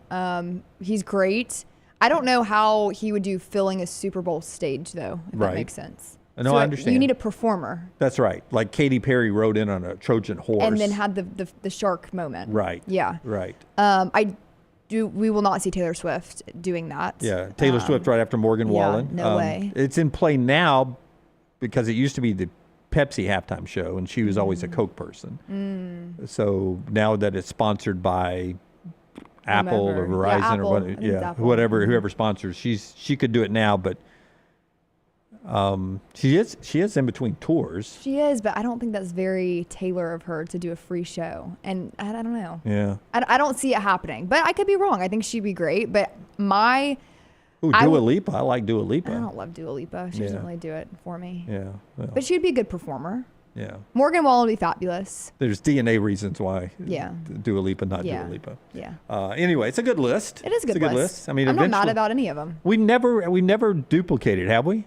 Like, has anybody done 2 Super Bowl shows? I don't think so. I'm trying to think. Like Prince did one. Did Michael Jackson do one back in the day? He's done at least one. Yeah, I don't think we've duplicated. I don't know who would get that honor of duplicating. Yeah, but somebody will eventually. Yeah, they'll think. have to. Yeah. Maybe. I don't know. Maybe not. Beyonce, Bruno Mars, Gloria Estefan, and Stevie Wonder. Have done 2? Yes. Oh, Okay, And- but I know Bruno was like a side. Yeah, he headlined in 2014 and then returned as a guest performer in 2016. Okay, I'm only doing headliners, so Beyonce 2013 and 2016. so she's headlined twice. Yes, and Stevie Wonder did 1994 and again in 1999. And Gloria Estefan did 1992 and 1999. Wow. Well, you had 2 in 99, so one of those was the headliner and one was not. But so not even a lot of even side gigs. Beyonce, though. We saw how powerful she was at SEC Media Days, man. We did. Yeah. She brought out everyone for that concert. Yeah, Lots of 4 days. interesting fashion choices there. 4 days at SEC Media Days packing Mercedes-Benz. Mm-hmm. Let's pack your viewing menu for tonight. We'll get to Tom Hart on the other side, the voice of the SEC in football, basketball, and baseball. Can't wait to talk to him. Michelson Laser Vision brings you the viewing menu. Dr. Mark Michelson, Dr. Jennifer Michelson, they've been the leaders in the field of LASIK surgery for decades. In fact, you've heard Lance Taylor on this very show say it's one of the best decisions he's ever made over 25 years ago to get LASIK surgery from Dr. Michelson. Just get the consultation like I did. I wasn't a candidate for LASIK, so you still see me in the glasses. But most people are. Farsighted, nearsighted, they take care of it all, get rid of the glasses. They've got answers at michelsonlaservision.com. Tyler. So this was on the viewing menu yesterday, but I have to bring it up again today because I got to see it last night, and that's the remake of The Naked Gun. Oh, was it good? It was fantastic. I haven't laughed that hard in a theater in a long time. Is comedy back, Tyler? I think comedy is back. It's filled with a lot of visual gags, word play, and just dumb slapstick comedy. It is all of the things I like. And that's what made that franchise, right? It's what made that franchise, and they didn't change a thing. They kept it true to the franchise. The story is not really there. It's just a vehicle to get to the next bit, but you don't really care because my jaw started to hurt in the middle of the movie because I was laughing so hard. I had to catch my breath a few times. Wow. And I don't picture you as a great laugher. Like, I don't see you laugh a lot. You know what I mean? Like, you're always busy up here working. I don't see you, like, laugh out loud. Like, Brown has, we kid him. It's a fake laugh, but it's a big laugh. It's a boistrous. Fills the room. Yeah, he's a laugher. I'm I a see him silent laugh. laugher. Yeah, I do. I laugh inside. Like, you may not know I'm laughing. Oh, wait, no. You'll know I'm laughing. It just doesn't come out. Oh, I may have a smile on my face. I'm enjoying the heck out of it. But Maggie's always like, you don't think that's funny? I was like, oh, it's hilarious. She goes, well, why are you not laughing? I was like, I am on the inside. That's very fitting for you, Dunaway. Yeah, I keep it all inside. What else you got for us? We've got a new family movie out this weekend, so if you're looking to escape the heat and get into a nice air-conditioned room with a big Coke, you can watch The Bad Guys 2. Reformed criminals Mr. Wolf, Mr. Snake, Mr. Piranha, Mr. Shark, and Miss Tarantula are trying very hard to be good. Okay. However, they soon find themselves hijacked into a high-stakes heist that's masterminded by a new team of delinquents they never saw coming, the Bad Girls. Oh. Didn't see that coming. Twist. Yeah. Quite the twist. So it's just a DreamWorks family comedy. Oh, I didn't realize that was a family comedy based on what you were sharing with us. Yeah, DreamWorks, though. I like DreamWorks stuff. Yep. And finally on Tubi, you've got Baby Driver. This is a new addition to the Tubi catalog, and it's about a guy who's coerced into working for a crime boss, and he's a getaway driver that has to face the music when a doomed heist threatens his love, his life, and his freedom. It's directed by Edgar Wright, who is working on, the Running Man remake with Glenn Powell that's coming out this year. So if you're looking to watch that later, then give Baby Driver a chance because it's a lot of fun. All right. That's what Tyler's watching tonight and this weekend, and a recommendation for you. We'll check in with Tom Hart on the other side. This is The Next Round, brought to you by our friends at Bud Light. Easy to drink, easy to enjoy. Follow Dunaway on Twitter and Instagram at jimdunaway. Have you been injured in an 18-wheeler accident, company truck accident, car accident, or work-related accident? Call Alabama's largest personal injury firm. Alexander Shunnarah Trial Attorneys will fight for every dollar you deserve, and it won't cost you a dime. Trust me. What do you say, man? Call me, Alabama. Call 659-777-7777 or go to Shunnarah.com. No representation made that the legal services provided are better than legal services provided by other attorneys. Since you listened to my last message so well and got rid of those cargo shorts and stained t-shirts, it's time to replace them with Rhoback. Go to rhoback.com and click on the refreshed collection to find all that you need for an EG-approved wardrobe. It includes pieces that will have you ready to hit the golf course after a busy day of meetings or comfy favorites for travel and working from home. Get 20% off using code TNR20. See, I'm saving you some money.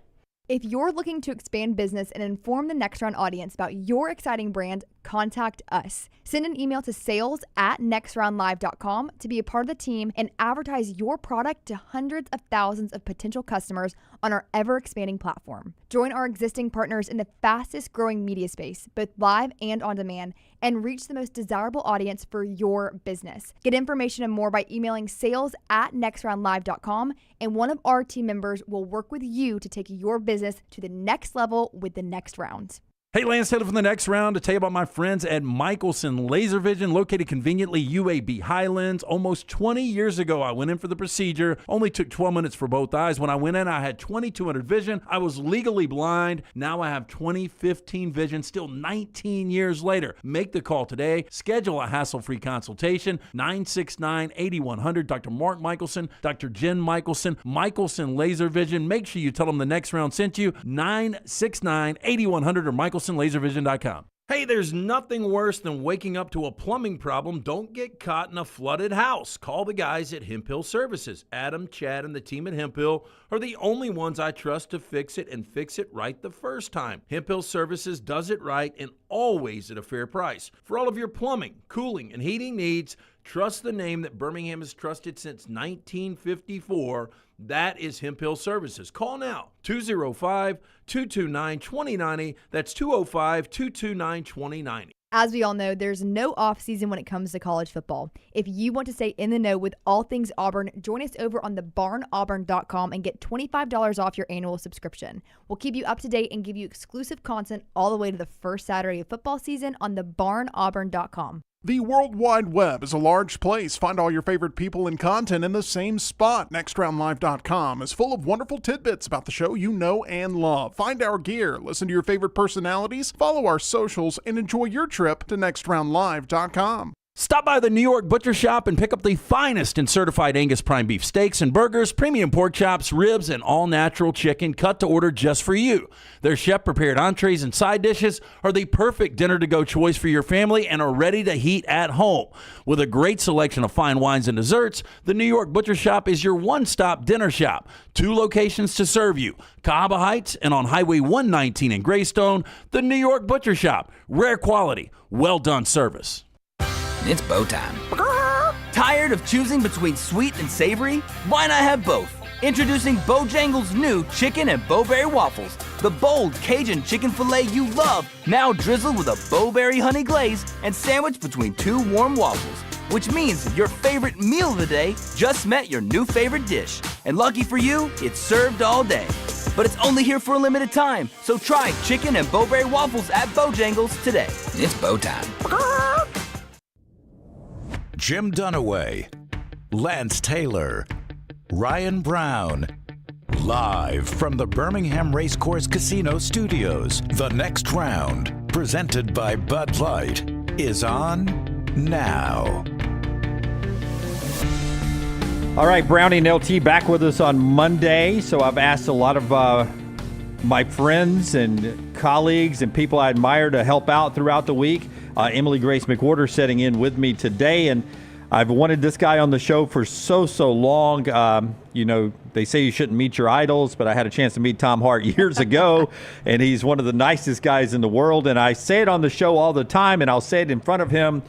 The guy is unbelievable at calling a game, whether it's football, basketball, or baseball, and he and Cole and Rogers there on Saturday night on the SEC Network, we are blessed we've had him that many years just calling SEC games. You guys are fantastic. I love your crew, from Kublik on the sidelines and all of his knowledge, and then you two in the booth. It is an elite broadcast. Thanks for finally coming on the show. Oh, happy to do it. All it took was everybody to go on vacation and you to be in charge of booking. I see how it works now. Like we peek behind the curtain as to what the process is. Thanks for the kind words, though. I love my crew too. We're lucky that we've been together so long. I think continuity is such a key important in everything, key value in everything we do, especially in broadcasting. So those guys are awesome, and they make my job really, really easy. Tom, I saw you tweet out last night, OMG, this Braves-Reds game. I could stop there. What are your thoughts on kind of how this season and really even last season have gone for the Atlanta Braves and the drop-off that we've seen since 2021? Well, that eighth inning alone, I started walking my dog, and the bottom of the order was up for the Braves, and the bottom of the order has just been abysmal all season from a numbers perspective. And it was hit, double, hit. And I thought, man, this is great. I could walk the dog this entire time, get back into the house, dry the paws, turn it on the TV and sit down on the couch.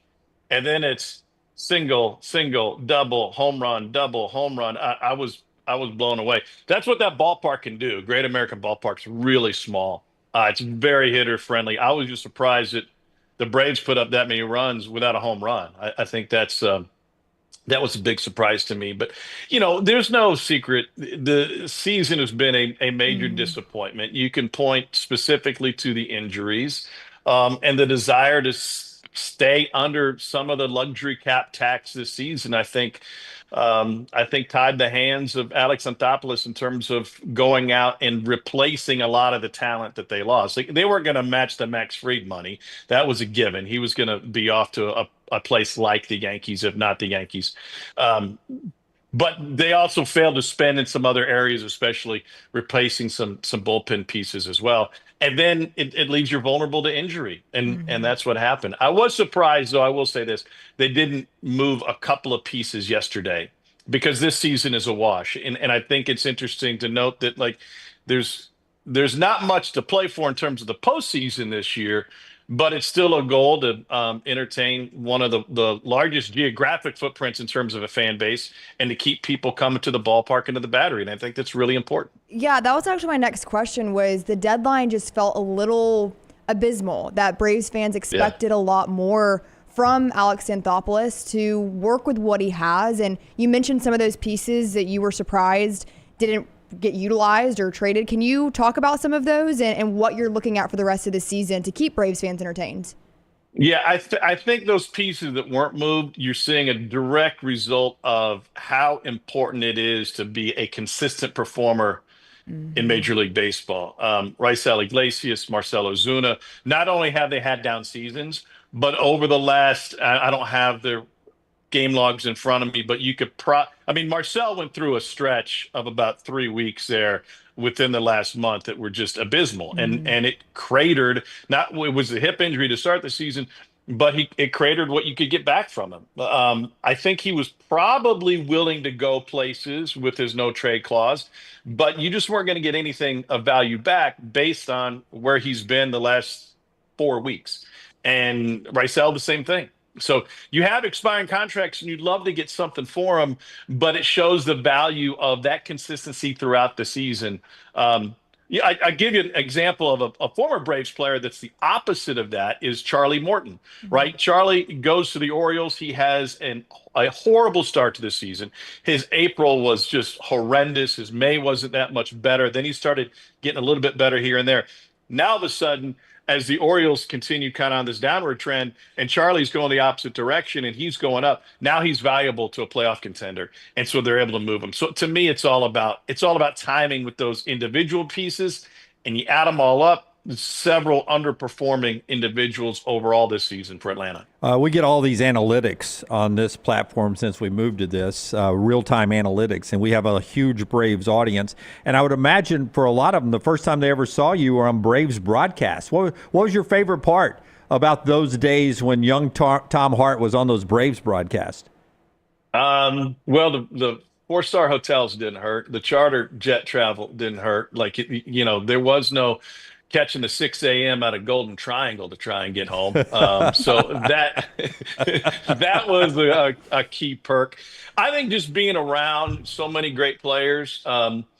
I was reminiscing recently with Hall of Fame weekend that I was able to go there and be there when Glavine, Maddox, Cox, Cory, La Russa, Frank Thomas all went in on the same weekend.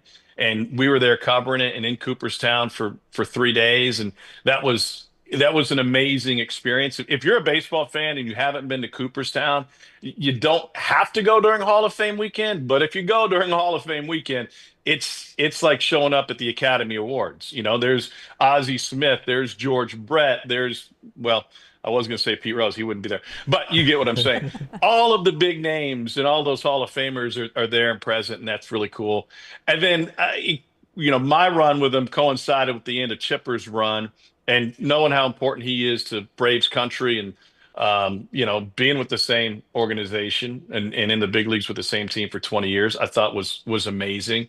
And in that role, so my favorite moment was after his last home run. I think his last home run ever came off of Papelbon. And it was ninth inning. It was a walk-off home run. And I would run out there, you know, as soon as it was over. And I kind of took my time because Chipper was taking his time. And I get out there, and after he's mobbed at home plate, he turns to me and he daps me up. And I'm like, what just happened? Why are you... First of all, your batting gloves are really sticky. Secondly, why are you dapping me up? I'm just here to ask you about what it means. But that specific interaction, I said, I asked him something along the lines of, why did you want to be at the plate in this moment? And he said, well, I believe in what I do. And as part of that question and answer, I asked him something about how he knew he was going to get a fastball from Papelbon. And he said, I know his ego and I know my ego. And he wants to try to beat me with his best, and I'm not going to let him beat me with his best. And I'm paraphrasing, but I just thought that to climb inside the mind of an elite athlete in that moment, and baseball is very much a mano-a-mano sport. That was one of my favorite moments because I got that inside information, and I was literally right there on the field in front of a packed house. That was really cool. Tom, I'm a Braves fan, so I'm eating this up. This is like Christmas morning for me. I'm curious, did you have a favorite player beyond Chipper that you liked to interview, and maybe a player that you were always a little hesitant to approach after a game? No, they were all great, but I was interested. It was interesting to me because I had already been in broadcasting for a number of years, and I stepped into this role, which was new for me. So it's interesting to see how guys kind of tackled how I went about my job. Anderson Simmons, his rookie year was, I told people all the time, if you come to a game, you want to see Chipper and you want to see Jason Hayward and you want to watch, all these guys play, just watch Anderson Simmons every pitch because he goes 100 miles an hour. He chases every pop-up. He chases foul, fair, whatever. He gets to every ball. But I remember talking to him at his locker. We're on the road. I think we're in Cincinnati. And I was asking him some in-depth questions about a specific at-bat. And we weren't on camera. I was just kind of gathering information as you do. And Jason Hayward, who was always great to me, is standing right next to him. And he interrupts us and he goes, hey, dude, you don't have to give him everything because he's just going to share it and then they'll know. And the contrast in their approach, I think, really stood out, right? Here was Hayward worried about oversharing, right? Kind of like Mike Norvell closing off football practice this week in Tallahassee.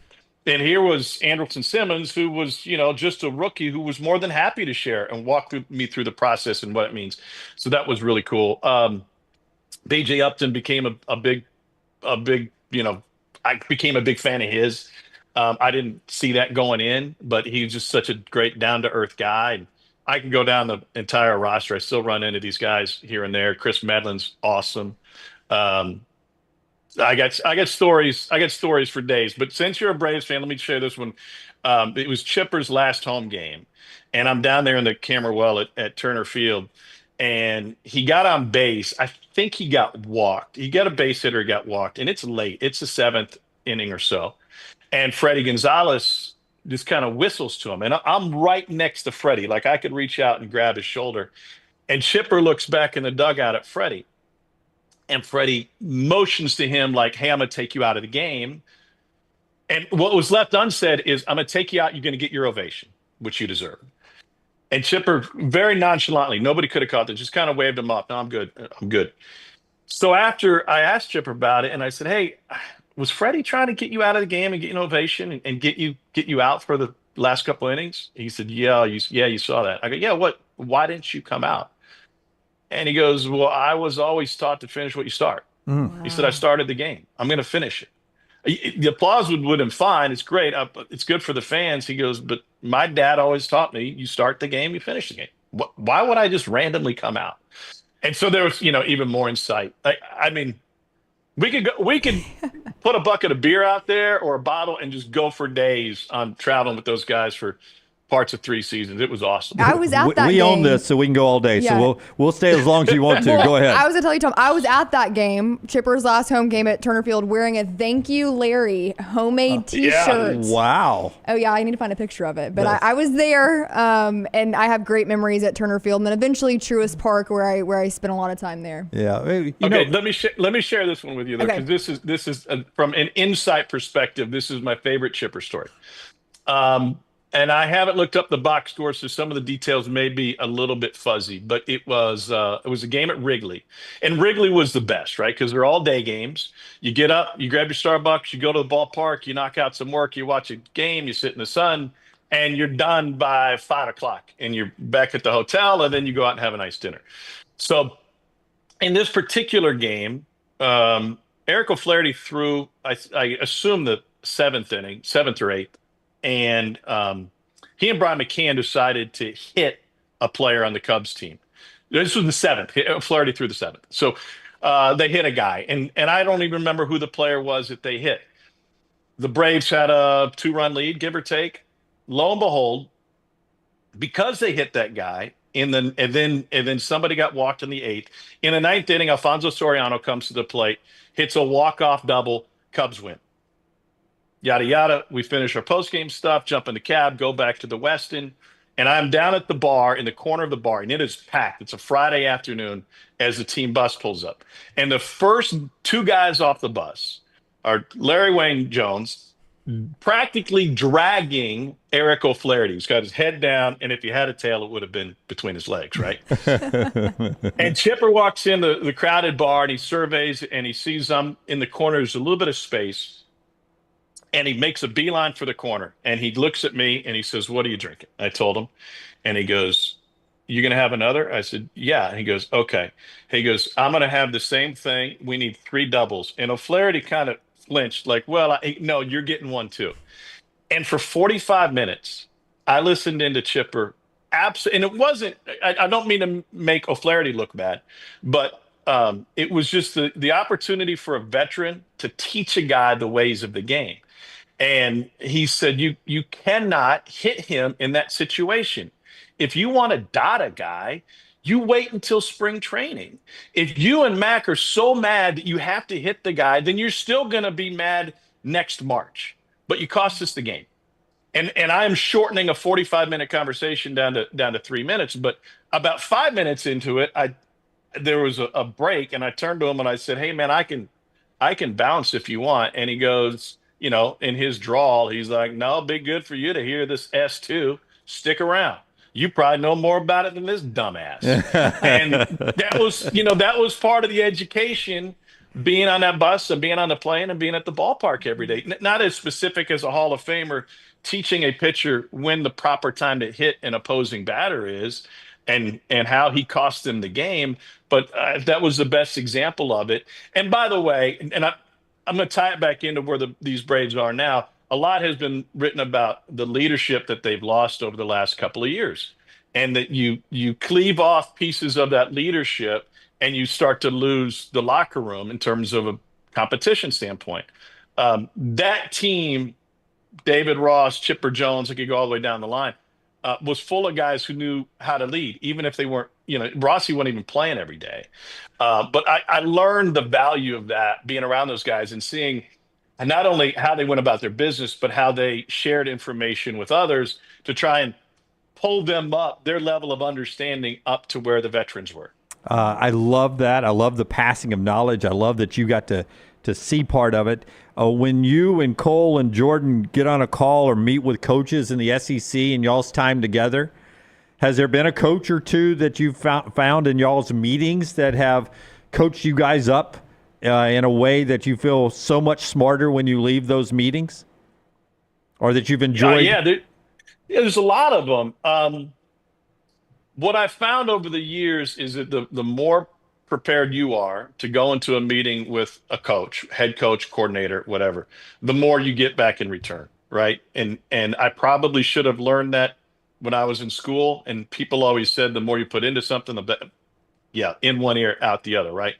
But when you show up, Saban was the best, because I was able to walk into that meeting with Nick Saban with two guys who played in the league and two guys who watched more film than, or as much film. I don't know how everybody's work habits. I can't imagine anybody watches more film than either Cole or Jordan. Right. I can't imagine. I mean, they spend every minute watching film. And so we go into those meetings, we're all prepared, but they're prepared on an X and O level to, up to the highest mountain. So I remember we're in there a couple of years ago, and it was shortly after, I don't remember if Lane was still there or not, but it was shortly after they changed offensive styles. And Nick was saying how he loved pro style offense because every man had a responsibility. And the question was, okay, how do you shift what you're doing philosophically once you get into the red zone? And that's when he got up on the dry erase board. And this was just one of a handful of meetings he would do this. And, the SID standing in the background going, oh my gosh, we're going to be late for the next thing. And he's trying to pull him out of there. And Nick's waving him off. And he's at the dry erase board and he's drawing up plays. And he says, on this play that we run, all 11 guys have an assignment. And he draws the assignment, right? I mean, his day after with Chris Stewart that they aired was awesome on the Coaches Show. He said, now, if we're running just an RPO, or if we're running a variation of what we run between the 20s, he's like, these guys over here don't have an assignment. They have to figure out what their assignment is. I don't like that on the goal line. I don't like that inside the 5 yard. I want everybody to know whose hat they got to go get. And so when we run this, boom, boom, boom, boom, and I'm like, well, are you kidding me? We got Nick Saban on the grease board drawing up plays. What? Yeah, you can't help but learn. But Jim, you know this, like, not to get too deep in the weeds, but when you become comfortable with a program where you know the basics of it, and we don't have to go in there and ask, hey, who's your, who's backing up at left tackle? We know who's backing up at left tackle. We've had you before. We know the program. We know the personnel. Now we can talk more philosophical stuff. Hey, what are your feelings about the headlines du jour? How are you going to handle this specific situation? And that just takes those meetings to another level, because we're not bogged down with the minutia of, hey, how's Johnny's ankle? We already know that going in. Yeah, and you said it, having Cole and Jordan, that was something Nick enjoyed, is people that knew ball is not as good as him, but knew ball and could talk ball with him, because he loved to talk ball. We love talking to you, buddy. Thank you so much. We love the insight, and we love your broadcast, and hope you have a great list of games this year. I know sometimes it's not always the best game for you guys. I think you should be on the best game every weekend, but I'm excited when I get to watch you guys, and y'all are fantastic. I hope we get the chance to do it again, but I appreciate you helping me out this week. Absolutely. Anytime. Y'all have a great weekend. Thanks for having me. All right. Tom Hart, the great Tom Hart there with us. A lot of Braves talk and, of course, SEC football talk there. And you'll see him on the SEC Network on Saturday nights in prime time this year with Jordan Rogers and Cole Kubelik there, a crew that's been there since day one of the SEC Network in prime time. And they get that Saturday night game. That's on the Alexander Shunnarah Trial Attorney Hotline. The show being brought to you by a couple of our great sponsors. One of them, our friends at Odie's, one of those iconic establishments that makes up the personality of a city. That's what Odie's is. It's right there in a couple of great neighborhoods. Two great locations of Odie's, Crestline Village and Mountain Brook. Also now in the Edgewood location in Homewood. Live music on the weekends, and, of course, great food for lunch and dinner today. The perfect spot for a delicious bite to eat, or a cocktail after work, it's our friends at Odie's. And then our buddy Greg from Pell City and Storm Restoration Roofing. Greg coming back from vacation, but it's a family-owned business, so he and the kid has been sharing the responsibility. His sons have been running a couple of the crews there. You've always been able to call Greg's cell phone even when he's at the beach with his beautiful wife, Andrea. They own the company. It's been locally owned for over 20 years. There's a couple of ways to get in touch with them. One of them is their website, stormrestorationroofing.com, or you can call Greg Nelson on his cell phone, even at the beach, 205-542-3531, or contact him on Facebook, Greg from Pell City there. A-plus rated with the Better Business Bureau. They handle storm damage, roofing replacement, and Greg even has a builder's license so he can help with restoration or repairs. Great with insurance agents as well. Great Greg from Pell City, 205-542-3531, and our friends at Storm Restoration Roofing. I knew you would get a kick out of Tom Hart. I could talk to him forever. That is like, I know we're into football mode, people. I know, but like you have to ask those questions to someone like Tom Hart. I forget the modes. I love behind-the-scenes stories. Me too. And I think most of our viewers and listeners do too, because those are stories that you just don't get. Exactly. I mean, anybody can talk about camps, and we will continue to talk about camps. Anybody can talk about lists. We can do that. But I feel like now I was at that bar. Yeah, the whole visual was painted. Yeah, watching Chipper do that, and most of you already loved Chipper Jones anyway. But there's just another reason why. No, it is, and it's so cool. I think in my approach with sideline reporting, when I get those opportunities, is I want to tell stories that you can't Google. If you're watching this game that I'm on, I don't want you to be able to look up your phone and know exactly what I'm about to say. And finding those different tidbits, it's a lot harder too than people really expect. You have to have a lot of trust, and hearing those stories just, I love the Braves, and that was awesome. Yeah, no, I love all the behind the scenes stories, and Tom and them have a ton of them, football wise as well, basketball. Man, his basketball stories. I probably see Tom in person more during basketball season than I do, but I'm a huge fan of that crew, and I don't mean to cast an insult on the SEC network or the games that they get in prime time, but I've always thought that crew with Jordan and Cole and Tom is such a quality crew that they deserve better games. They are very talented. You know what I mean? Katie George is their sideline reporter as well, and I always enjoy her style and approach. Yeah, enjoy that a lot. All right, so as we roll on, we'll talk Nick Kelly and Alabama camp in the next segment. Tyler's already sent the link to him. But let's do our Bojangles tender moment of the day. I don't know if you have Adam from Woodstock's picture today. We're heading back to school, everybody. And our tender moment of the day is Bojangles, 7 sauces that will definitely add a little extra flavor to every bite you get for lunch or dinner today. Go by and get those sauces with the hand-breaded tenders with your favorite sauce. It is Bo time at Bojangles. As your kids head back to school and you happen to maybe snap a picture of the kids going back to school, throw on a little next round gear. Maybe not on them, but you throw your hat on, your T-shirt on. That's what Adam did. Adam in Woodstock did today. So send those to us. Forster and I love going through pictures all the time. That's a look today at Adam sending the daughter back to school in Woodstock, Georgia. He checked in today. And what a tender moment when you send the little one off to school again. First of all, no matter how old I get, summer ending just makes my chest hurt a little bit.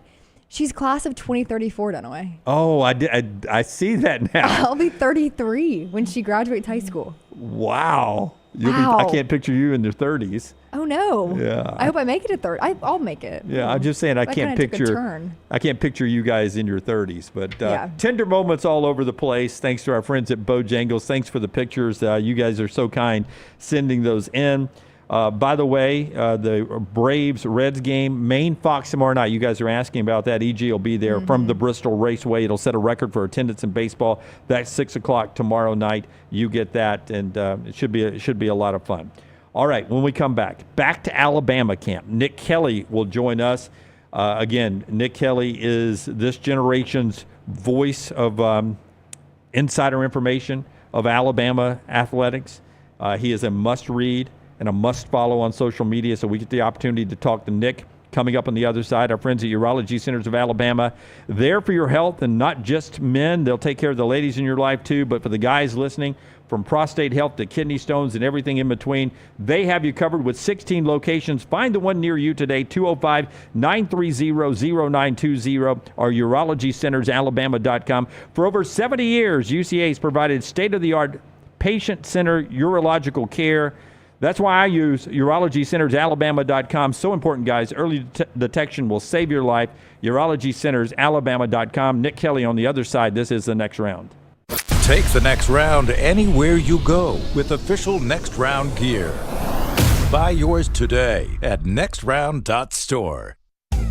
Have you been injured in an 18-wheeler accident, company truck accident, a car accident, or work-related accident? Call Alabama's largest personal injury firm. Alexander Shunnarah trial attorneys will fight for every dollar you deserve, and it won't cost you a dime. Trust me. What do you say, man? Call me, Alabama. Call 659-777-7777 or go to Shunnarah.com. No representation made that the legal services provided are better than legal services provided by a TNR logo hoodie and throw in one of Dunaway's favorite hats. Any of them will do.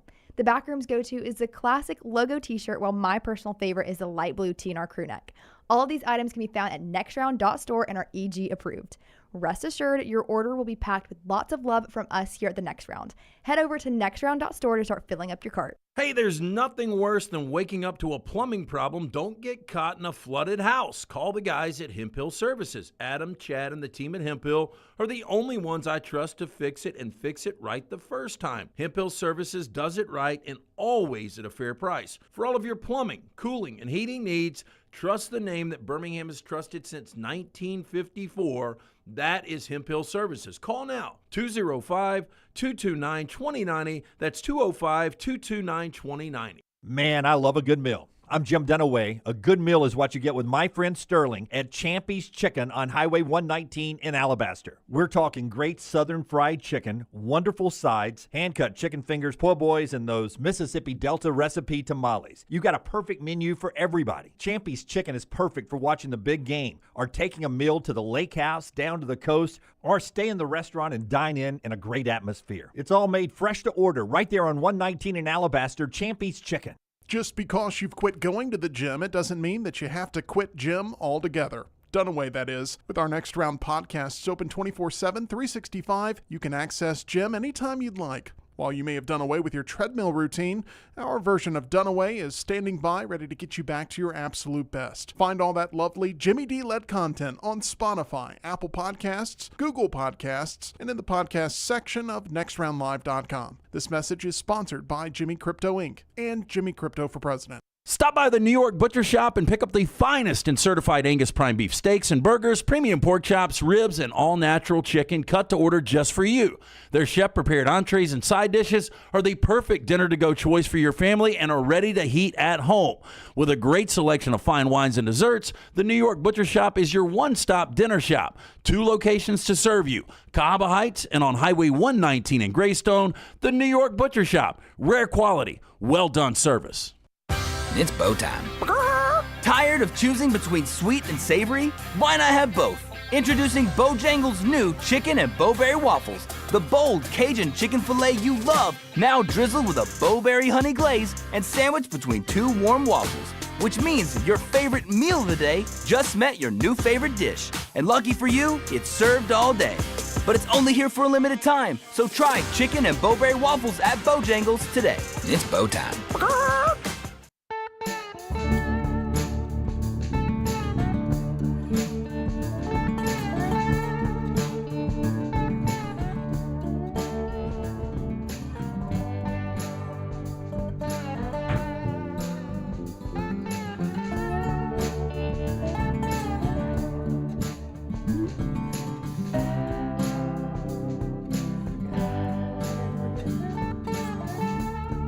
All right, back with you on the next round. Excited to have Nick Kelly on the show today. AL.com, a longtime writer, now the go-to guy yes, for Alabama information in the area. Nick, welcome to the show, buddy. How you doing? Hey, great to be with you guys. And man, with an introduction like that, how can I not be having a good Friday? So thanks so much for having me. Hey, I know EG, you see her over at camp all the time, so I'll let her ask the first serious Alabama question of you. But have you had your fortune read with a deck of cards anytime recently? You know, come to think of it, there was this one guy who did it in Atlanta, bald guy. I think his name was Jim, something like that. So yeah, it does ring a bell now that you mention it. Yeah. Let's give some context to that a little bit. We were all, I forget which day. I think it was a Tuesday night. I don't know. SEC Media Days, and we were all at the same hotel, and Nick stopped by with all of Taylor and Forster and EG and I, and Poor Nick. He didn't know what he was getting himself into. he sat down, and I had I had a deck of cards, and I started reading everybody's fortune with a deck of cards. And if you're familiar with a deck of cards, that doesn't really work. So as Dunaway was aligning these cards and flipping different elements, if you will, he would tell us based on the suit and the number what our future was. Yep. Nick was awarded with an ace of diamonds. Yeah, which means great prosperity coming for our man Nick. So we said, when you're on the yacht, remember us. And he has now been dubbed our ace of diamonds. I promised you guys, if that yacht ever happens, you're my first invite. So we'll make that happen, but I'm not counting on that being a tomorrow kind of thing. So I'll have to make sure I don't lose your numbers or anything by that point. Oh, we'll stay in touch. Yeah, we will. We'll stay in Don't touch. worry, Nick. Yeah, that's what that 7 of clubs was. We were part of a very tight club. There you go. There you go. Let's get into camp this week, Nick. Like Dunaway said, we're down there together, but obviously, we're in those media scrums, we're at practice, we're focusing on different things. So I'm curious, what was your biggest takeaway from these practice viewing windows that we got? Yeah, as you know, it's not the most extended period of time, so making sweeping broad conclusions is maybe a little bit premature just from the two viewings we've had. But one thing that stands out to me, I watched quarterbacks the entire first day of practice, so that was about 15 minutes worth. And Ty just has a confidence about him. And Ryann Grubb talked about that on the second day of practice, saying that he had the best command that day. And you can just see it. I mean, he looks crisp. He looks just poised. And not that means that, man, this guy's on a fast track to the Heisman, but just in the little bit we get to see, he looks the part. He looks like an older guy, and it makes sense. He's been there since 2022. He's been around the block, but you just can't help but feel that he knows what he's doing, feels comfortable, and we'll see how that translates. But that was probably my biggest takeaway from that early viewing. You asked Ryann Grubb when he would have liked to have named a quarterback. That was your question, correct? And he said yesterday. So from your perspective, you've covered this team. You saw the Jalen Milroe era. What do you think is holding them back from naming Ty Simpson as a starter? And do you see that as a benefit to do so? And what should Alabama fans make of that? I think Ryann Grubb told us why. It's because he wants to see it from Ty Simpson every day. I think Ty's had a great start to camp. There's no indication that he hasn't. But it's a matter of, can you keep doing it? Can you sustain? And that was something that Kalen talked about to the whole team. Yeah. That was his question to the whole team, because that was the issue a season ago, is Alabama had some really high, great moments, but they had some lows. They did not sustain. And it's tough to win every game. It doesn't happen most of the time. But at the same time, to have such peaks and valleys like Alabama did, they don't want to do that again. So that comes back to the quarterback competition. Can that guy continue to perform at a high level and just be consistent? And that's what they want to see from him. And I think that he can do that. It's just a matter of they want to see enough of that. And also, guys, the full pads have not been put on yet. That's happening this weekend. So to make the decision off of 1 or 2 days of, just maybe having helmets on, a little premature. But I think they do just want to make sure that this guy, whoever they pick, and again, all indications seem to be that Ty is on the fast track to be the starter week 1. They want to make sure that he's consistent. They make sure that he keeps stringing those practices together and really earns it. But there's no indication that he's been bumped, that he's been moved out of that top spot. So I'll be pretty surprised if he's not the starter against Florida State.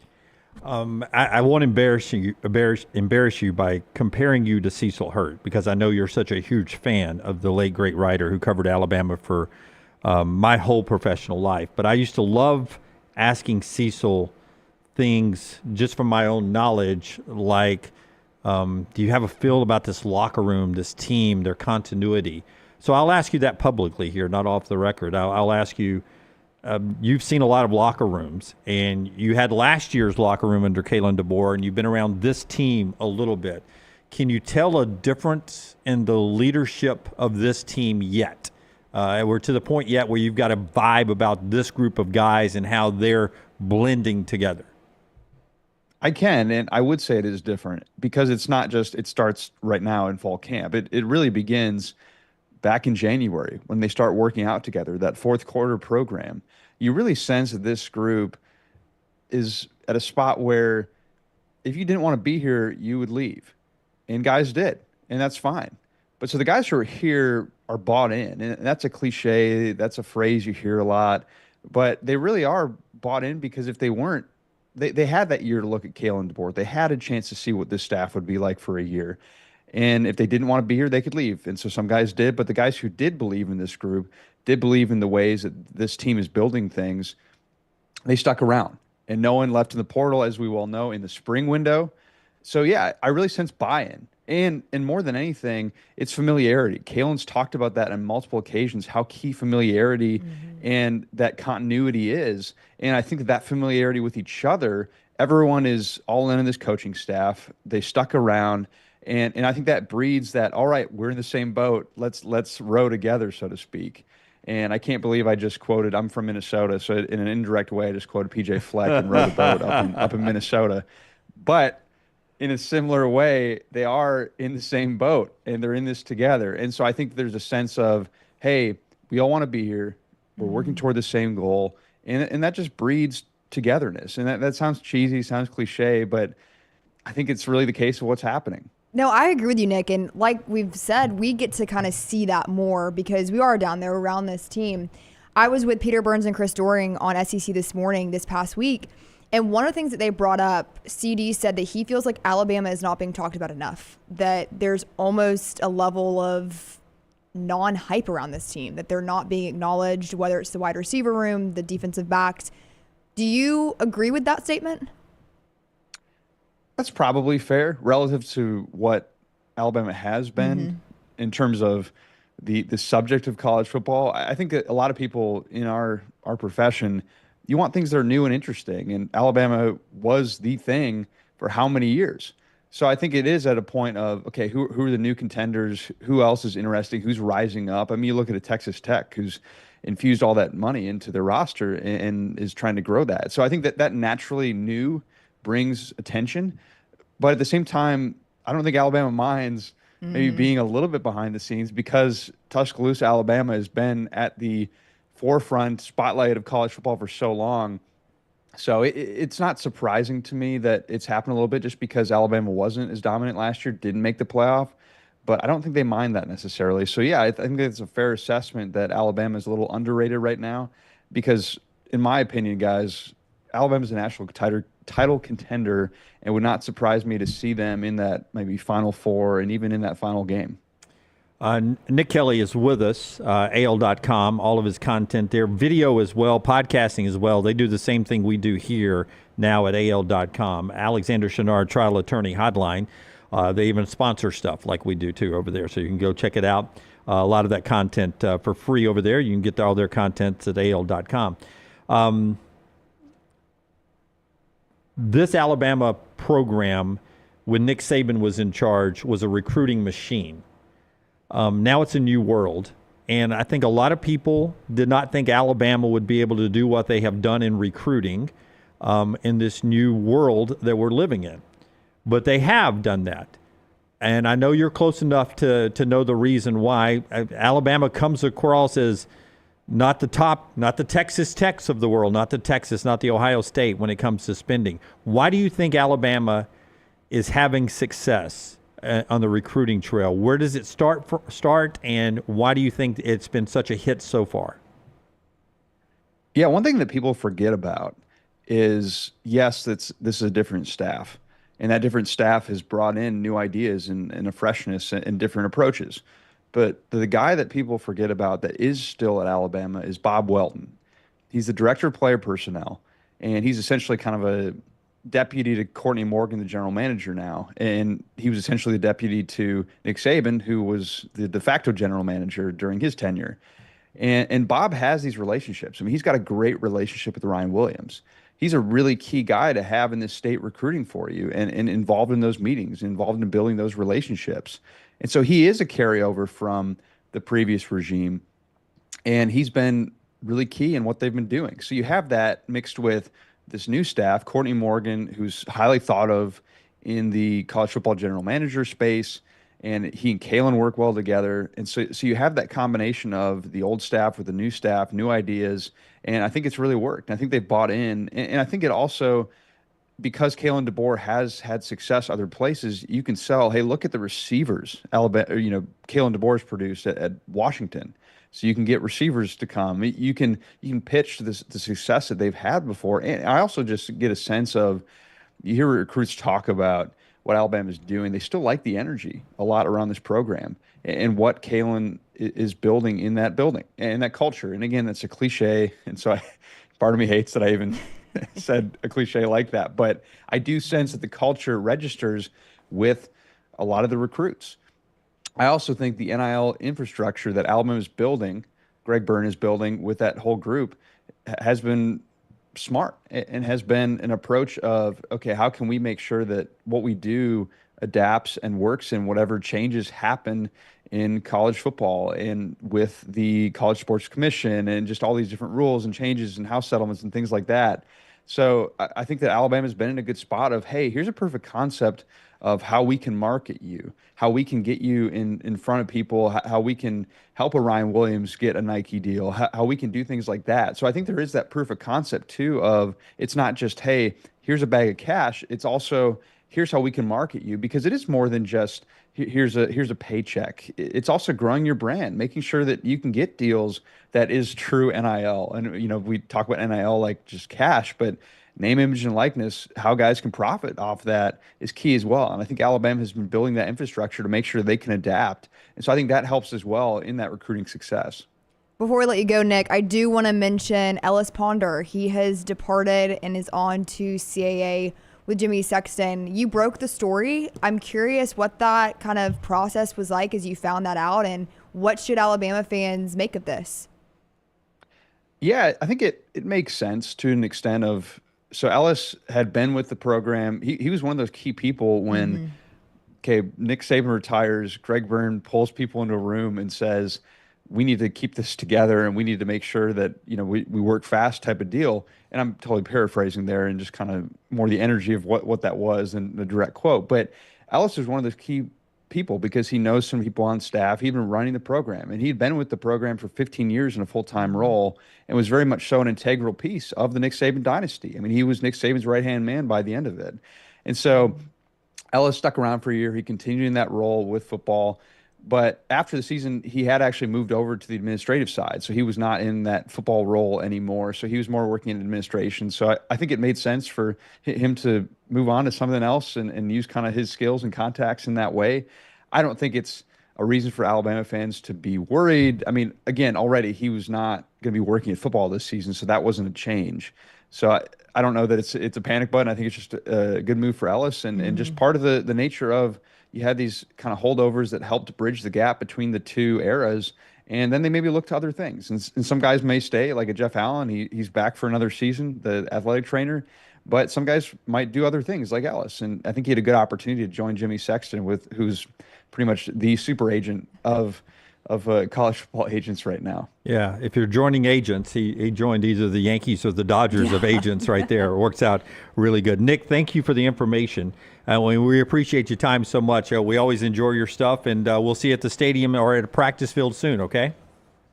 Hey, always enjoy it, guys, and great to be with you, and look forward to seeing you again soon, and hopefully maybe not too many card readings before too long. So. Yeah. We'll keep that ace of diamonds close, man. It's coming soon for you. All right, that's great. Nick Kelly on the Alexander Shunnarah Trial Attorney Hotline. The show being brought to you by LancesLock.com. LancesLock.com got started with football last night with the Chargers win over the Lions 34-7. You can sign up for football season right now by going to LancesLock.com, but you can also Sign up with our friends at Hemp Hill to make sure that your heating, your cooling, and your plumbing is already set and ready to go for football season. It's the name Birmingham's trusted since 1954 for all of your plumbing, heating, and cooling issues. HempHillServices.com. Favorite thing about Hemp Hill to me, 24 hours a day, 7 days a week, emergency heating, cooling, and plumbing services with Hemp Hill. 205-229-2090 or HempHillServices.com, the fine folks at Hemp Hill. And let's do the spotlight too, Tyler. If we can, hit the spotlight.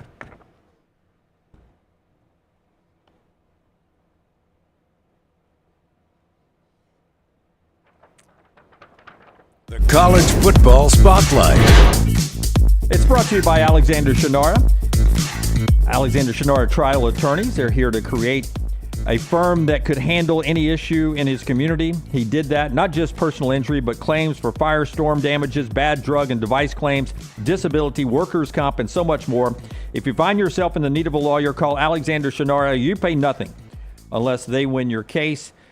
Today, the debate in our spotlight, preseason polls, good or bad for college football? I expect the AP poll to be out somewhere between August 11th and August 21st. So we'll say August 17th. Okay. With all the transfer portal and all of that, give me good or bad preseason rankings. Good for fans, bad for teams. Explain. I think that as a fan, they're fun to look at, they're fun to analyze. But from a team coaching perspective, I think that it adds unnecessary angst or unnecessary confidence at times in your players. But we are in the media business, and so those things get clicks, they get play, and they are talking points. But that's why the Associated Press started the AP poll back in the 1930s for viewers, readership. Yeah. It's for us, not them. Yeah. They created the top 20 back then. The AP top 20 poll was created to get people excited for college football, but also have people read their papers. Yep. A reason for folks at Notre Dame or Michigan or Alabama or USC to go buy a newspaper and see where they were in the AP poll and take a look at it. So that's why they were created. I've always said this, and tell me if I'm wrong. Okay, so if a team is ranked 1, 2, 3, 4, 5, wherever they're ranked in the preseason, maybe they're unranked. Mm-hmm. Some people always say they shouldn't come out until week 6 or week 7. You know, they have until you get into the meat of the season. Yeah. That's when the first one should come out. Whenever you pick, they should come out. By the time we get to that point, if you're good, you're going to be in the rankings. Mm-hmm. If you're really good by week 6, you're going to be really high in the rankings. And if you look like the best team in football with the best wins by then, you're going to be number 1. So it doesn't matter whether we release it week 1, week 6. By the time we get to week 6, the poll is going to look like it would look in week 6, whether we had a poll in week 1 or not, in my opinion. That's true. I think, but again, I go back to it creates talking points, but a lot of times it's unfair talking points. And I'm not one to say, oh, these teams shouldn't get any criticism and we need to look at them with rose-colored glasses, but people hold really tight to them, whether fan or media perspective. And there's so much nuance to it that at times it's almost just overwhelming of I don't need to hear your opinion or why you're holding so fastly to a number 5 ranking when, like you said, at the end of the day, if you're really good week 6, it's going to show, right? We don't have to talk about your week 1 ranking. Yeah, well, if you were unranked in week 1, if you're really good by week 6, you're going to be ranked, you're going to be pretty high. Yes. Now, Auburn fans will tell me in 2004, it was USC, Oklahoma, and then Auburn worked its way up to, I think they were 2 at one point, then they wiggled back to 3. In a 2-team situation in the BCS championship, they were left out. Yeah. And probably because of their preseason ranking not being ranked, because 1 and 2 didn't change at all. Right. And that's what I was going to add, too. When you look at playoffs and how things are ranked and matchups, that does play a role in it. And I'm curious what your thoughts are on that. Do you think they should play a role? No. More on that in a second. Okay. Strength of schedule does get perceived when the SEC. Yes. You know, we play a lot of games in our conference because of ranked versus ranked games, because SEC teams fill up a lot of the preseason rankings. Mm-hmm. So it does make the strength of schedule. I'm not talking like a Big Ten guy, but it does make the SEC strength of schedule look tougher. I believe that they are tougher, but it does give you the perception because they've got that number, a little number beside the name. I really want us to get to, in selecting the college football playoffs, and Greg Burns for this, by the way. He just has served a couple of years on the basketball selection committee. I want us to get to that model that your performance out of conference strength of schedule is valued, matters a lot. Yeah. And then who you beat, who you lost to, who you played, where you played them, all that goes into computers and metrics. Yeah. That's the way I want to decide who's in the college football playoffs. Baseball is the same way with RPI. They are. So it is interesting that you apply it to two of the other, big three sports, but not football. I'm a Georgia Southern grad. I'm a Sun Belt product. And when it comes to scheduling, strength of schedule, I have an opinion, because with the SEC wanting, or, the discussion of moving to 9 conference games, that takes away one of those out-of-conference games for the group of 5, like a Georgia Southern, to get paid. And that matters. Right. That matters very much to those schools where NIL, you're not getting the same opportunities. And if Georgia Southern can go make $1 million like they did in Nebraska and get Scott Frost hired and come back with a win, that's perfect for us. And the thought of that kind of going away, I don't love that, in my opinion. We'll see where they go with this, but the preseason poll will happen again this year. Despite some people complaining about it, it'll come out very soon in the AP poll. Who do you think it'll be, Texas or Ohio State? Ohio State. Yeah, I think it'll be Texas. We'll have to see what happens. Yeah, Texas. I like this. Texas, Ohio State. One of them will be 1. One of them will be 2. Interesting to see where Alabama slides into that. We are betting people. Should we place a wager on this? You drink a Coca-Cola Classic. I drink a Diet Coke. Let's bet a Coke or a Diet Coke on it. Okay, sounds good. Keep it friendly, as we like to say on the poker table. Keep or as you say, roll it. Is that what you say? Roll it. Roll it. Yeah. When I'm the guy making the last call. Yeah. The big blinds. Yeah. Roll it. Instead of check, he says roll it. Roll it. Just roll them. All right, one more hour to go. Red Clay Strays, Derek Nix, very yellow light we say on the show. He is not hit me back. Oh, wait. Breaking news. Man, I just woke up. Sorry. Oh, wait. As you said, rock stars. Here we go. Here we go. There is a chance we talk to the great Drew Nix of Red Clay Strays next. So tune in. May not be right at the top of the hour. We'll get to that. So we'll talk a little music and Hoover High School football. He loves the SEC too. We'll talk about that in the next segment as we continue the guest here today on the show that's brought to you by New York Butcher Shop. 2 great locations of New York Butcher. Open 10 a.m. to 7 p.m. every day. Every day but Sunday, it's open. And it's open all the way until 7 o'clock at night. Highway 119, Highway 280, certified Angus beef, high choice and prime, always freshly cut. It guarantees the juicy, delicious results. They offer great pork chops, the pasture-raised chicken, house-made sausage, and some of my favorites are the prepared entrees and dips right there. New York Butcher, right there on Highway 119 in Cabo Heights. Go by and see Jim or go online to nybutcher.com. Follow Scott Forrester on Twitter at scottforestertv. Have you been injured in an 18-wheeler accident, company truck accident, car accident, or work-related accident? Call Alabama's largest personal injury firm. Alexander Shunnarah trial attorneys will fight for every dollar you deserve, and it won't cost you a dime. Trust me.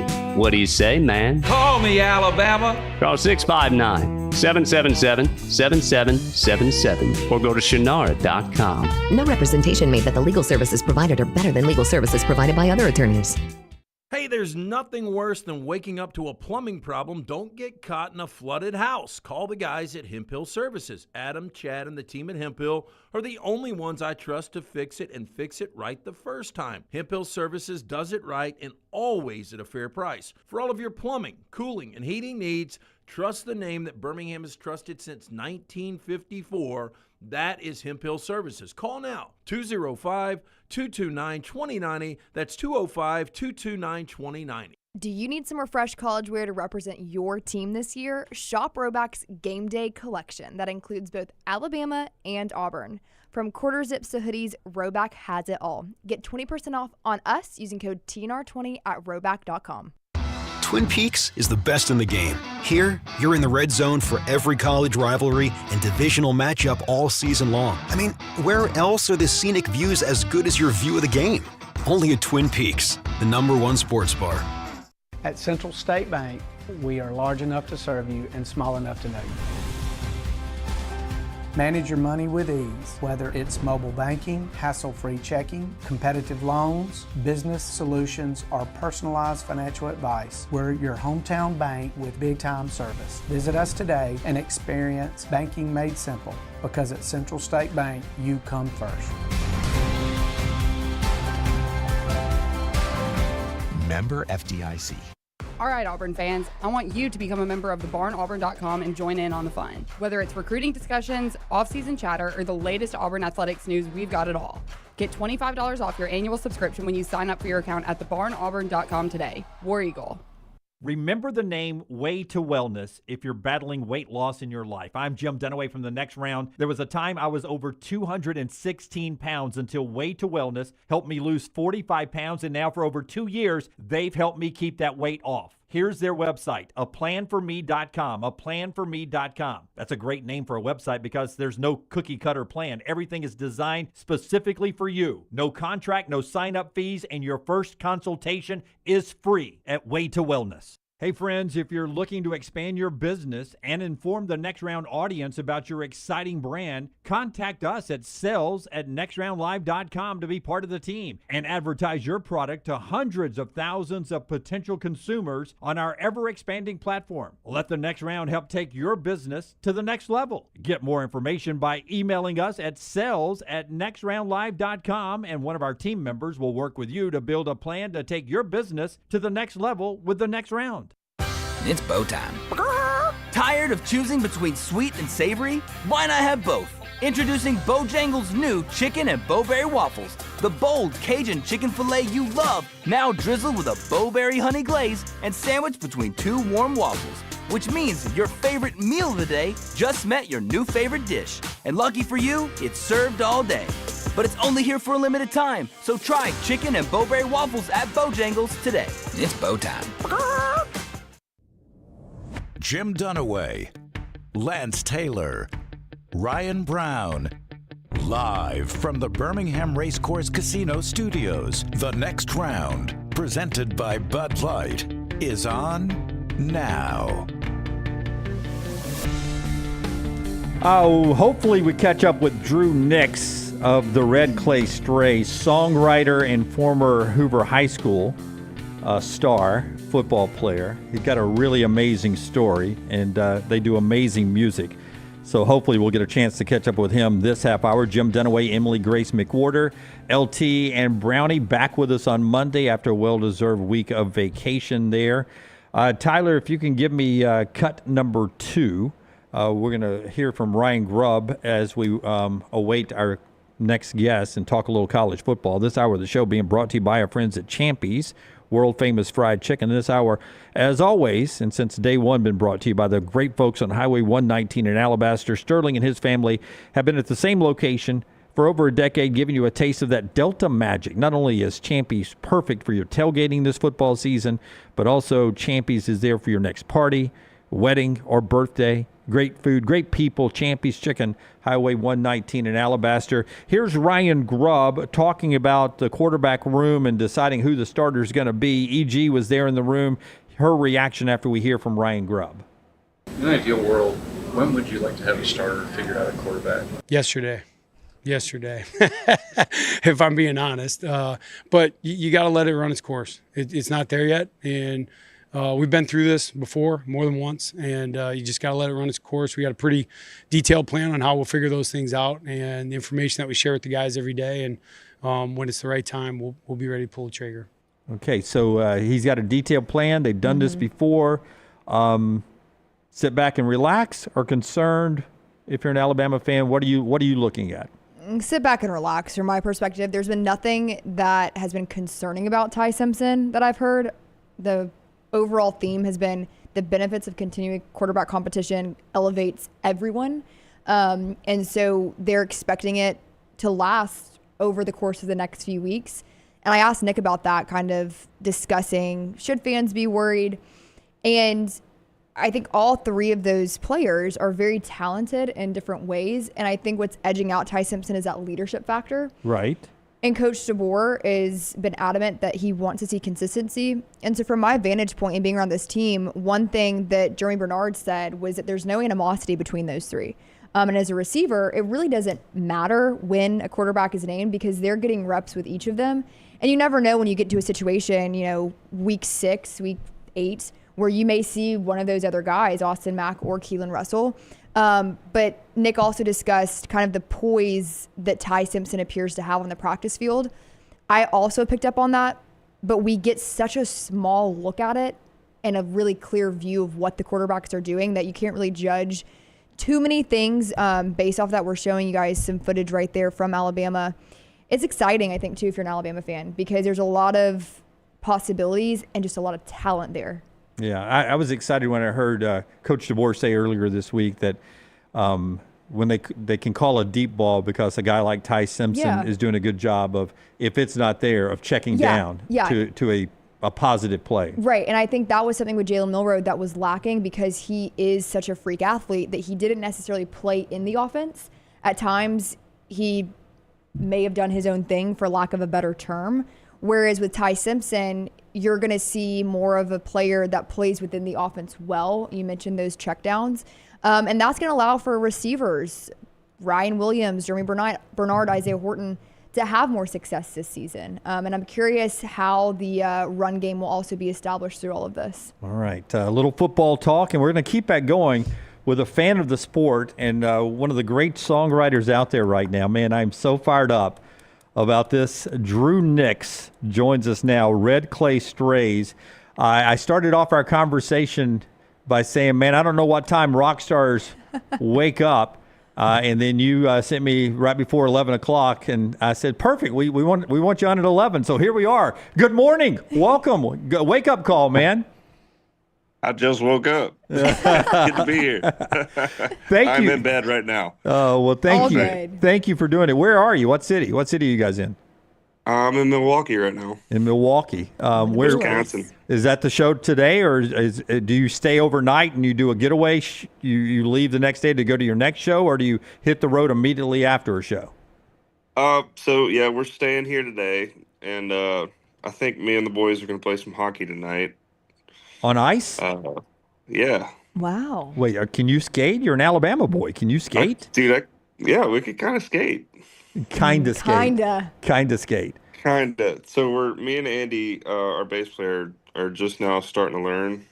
And, so we went to Canada in March, and we were there for like a whole month. So we were like, let's learn how to skate. So we took to the ice, and we looked like, little baby deer trying to get around. And but now, we're skating forwards all right. We're just like trying to work on, staying up, I guess. It's a good time. That's a goal. Well, I want to talk about how you got into this and your Hoover High days and your love for SEC and your love for SEC football and all that. But just the success the last 18 months have been for your group there, your band. We've all seen that exciting growth the last 18 months where you guys have exploded on every platform and everyone sees you, packed shows and all that.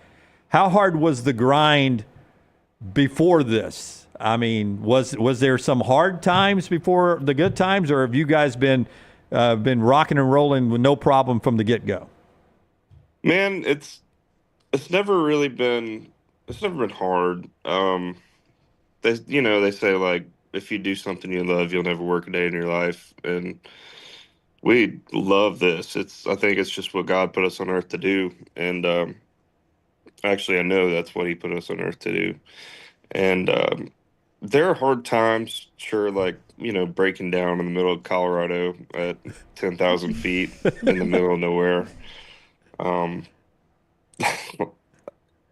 All that stuff makes it worth it, though. Like, you look at the end of the day, and all of those things made you who you are now. And that's exactly why we're here, Like, after that stop in Colorado, that was like the 5th time we majorly broke down. I said, there's nothing that's going to stop us now. So, yeah. So, I mean, you got to attribute all of that to the good Lord and to hard work. I mean, it's hard work, but it's not hard. Yeah. You know what I mean? Yeah. Absolutely. I love that about the purpose and how you feel like the Lord has put you guys on earth to do that. And I'm usually talking to a lot of college athletes, not necessarily performers, but like college athletes and athletes in general. Do you have a pre-concert routine that you have to adhere to? I like beer. That's a good routine. That's the way I am on the golf course. What do I like to do? Yeah. Not the driving range. I like a cold beer.